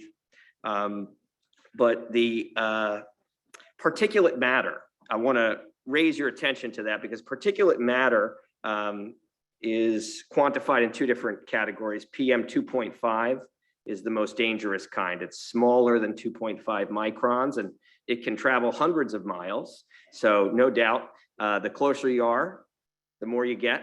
And you'll be getting a lot of it in Sayreville. You can see that it's 123.6 tons of particulate matter. Almost all of it is PM 2.5. No, it's fine. And not only does it travel farther through the air, it travels deeper into your lungs when you breathe it in. And it stays with you for the rest of your life and does damage to your lungs. So I really do want you all to take this very seriously and think about those young children going to school in Sayreville, doing great work, doing community gardens and writing poetry, and think about the impact that particulate matter will have on their little lungs and the quality of life for them. We're talking about very serious, existential issues here, and the more pollution you breathe in, the harder your life's going to be, the harder it's going to be to breathe, the more health problems you're going to have. We saw this with COVID. Communities that had a lot of pollution suffered so much more from that respiratory illness. If they got it, it impacted them more dramatically. And I really am deeply concerned about the future. And I know that, building more fossil fuel power plants will have a public health impact on all of us. So I really encourage you to read the resolution that I presented to you tonight and look at those footnotes and check the facts. I encourage you to do the research because I think if you do the research, you'll come to the same conclusion that we have at Food and Water Watch. And just a note on the environmental justice law, it does, encourage the DEP to take into account cumulative impacts and communities like Sayreville. In fact, almost all of Middlesex County is considered an overburdened community by the standards in this state law. And I think that, it's important to recognize that, fossil fuels are the old way, and we've been making that mistake over and over again. We actually do have the technology to provide the electricity we need and power our society. And that technology is there today. What we don't have is the political will and the courage to make that transition and to do it right. And, we need to do it in a just way that's gonna make sure that we're putting people to work with clean, green jobs. And, I think we saw some political courage here tonight. And so it's very encouraging to see that. And I hope that you all understand that the decisions you make today will have an impact on the future for generations to come. So I want you to think about those kids. I want you to be courageous. And I want you to know that your opinion does matter. You do have power. Yes, you're not the DEP, you're not Governor Murphy. You cannot single-handedly stop this power plant, but I want to draw your attention to the North Bergen power plant that we worked hard to defeat. And it was defeated because 52 municipal resolutions were passed by local governments that said, hey, this isn't benefiting us, and it's putting our kids at risk, ourselves, our health at risk. And they took a stand. It was a stand just like you took on the state law that you wanted to oppose or support tonight. You wanted to influence the outcome in Trenton, so you passed a resolution taking a stand. It actually does matter. And I'm going to pause you right now. because we're in a good place right now. And you're going to be back next meeting. I will. So don't keep going tonight. I think you have to know when to kind of cut a little bit right now, because I know you're going to say that again, but I agree with you. This council, that's one of the things I'm proud of, is they are taking these things in. And like I said, in just a short amount of time, I was able to do a lot of research. And I felt one way, and I was pretty polarized onto one side. But the more I'm reading, the more I'm researching, and the more that I'm talking to the other municipalities that I have a lot of respect for as well. I have to say, I've got a different perspective and a different eye on this. So I have faith that we're open-minded here, and we're going to try and balance this the right way. But I do appreciate all the work and you continuing to come talk to us. Great, thank you. So We're here to help. Councilman Noah, I wanted to make sure he had a chance to make his comments. Yeah, I mean, overall, even as you do return, and we kind of spoke on this offline, but for the record, I'm looking forward to seeing if you can provide additional information on the potential needs, right, of our environment, because one of our Councilwoman Roberts previously mentioned that the energy need will increase, and the Murphy administration, I think they mentioned that they've only targeted to reach 50% of renewable energy use within the next 10, 15 years, and he's as progressive or extreme as they come, depending on what side of the aisle politically you're in, right? So if someone like that is only pushing up to only 50% as a target, it does emphasize that it's going to be challenging. So even though you mentioned that we have many plants already, it doesn't really emphasize that it's enough for us. So if you can help us with more information, as you do plan on returning, to say, no, 4 power plants, 5 power plants in this radius, it's good enough for this amount of population. And even if the population increases by this amount in 10 years, 20 years, it can still maintain it. And therefore, as a governing body, we should push for, hopefully you get where I'm heading to. Because the truth is, as our councilwoman mentioned, there is an energy increase, the need, population is increasing. So it does show. So if you're saying that we should completely say no to any form of fossil fuels when the need is increasing, and yet every single progressive, administrative leader is saying that 10, 15 years, we still won't even be able to supply it at 100% rate. How do we cover the gap, right? So if you can express, so if you're saying that we already have enough, I'd like to see some more of those facts and some of those informations, if you can provide it, so I'd like to propose that challenge to you. All right. Thank you, sir. And I certainly will follow up. And yeah, I think we'll miss that target if we keep building more fossil fuel power. We won't live, so we will miss the target. That is true. Right, But again, I want to put that challenge on you. If you can meet the task, I'll be happy. Keep up with those goals. And yeah, I look forward to returning and speaking more. Thank you. Thank you. I appreciate it. Ladies and gentlemen, anybody else wish to speak at this time? And seeing none, motion to close and adjourn. Second. All in favor? Aye. All right, go in green peace.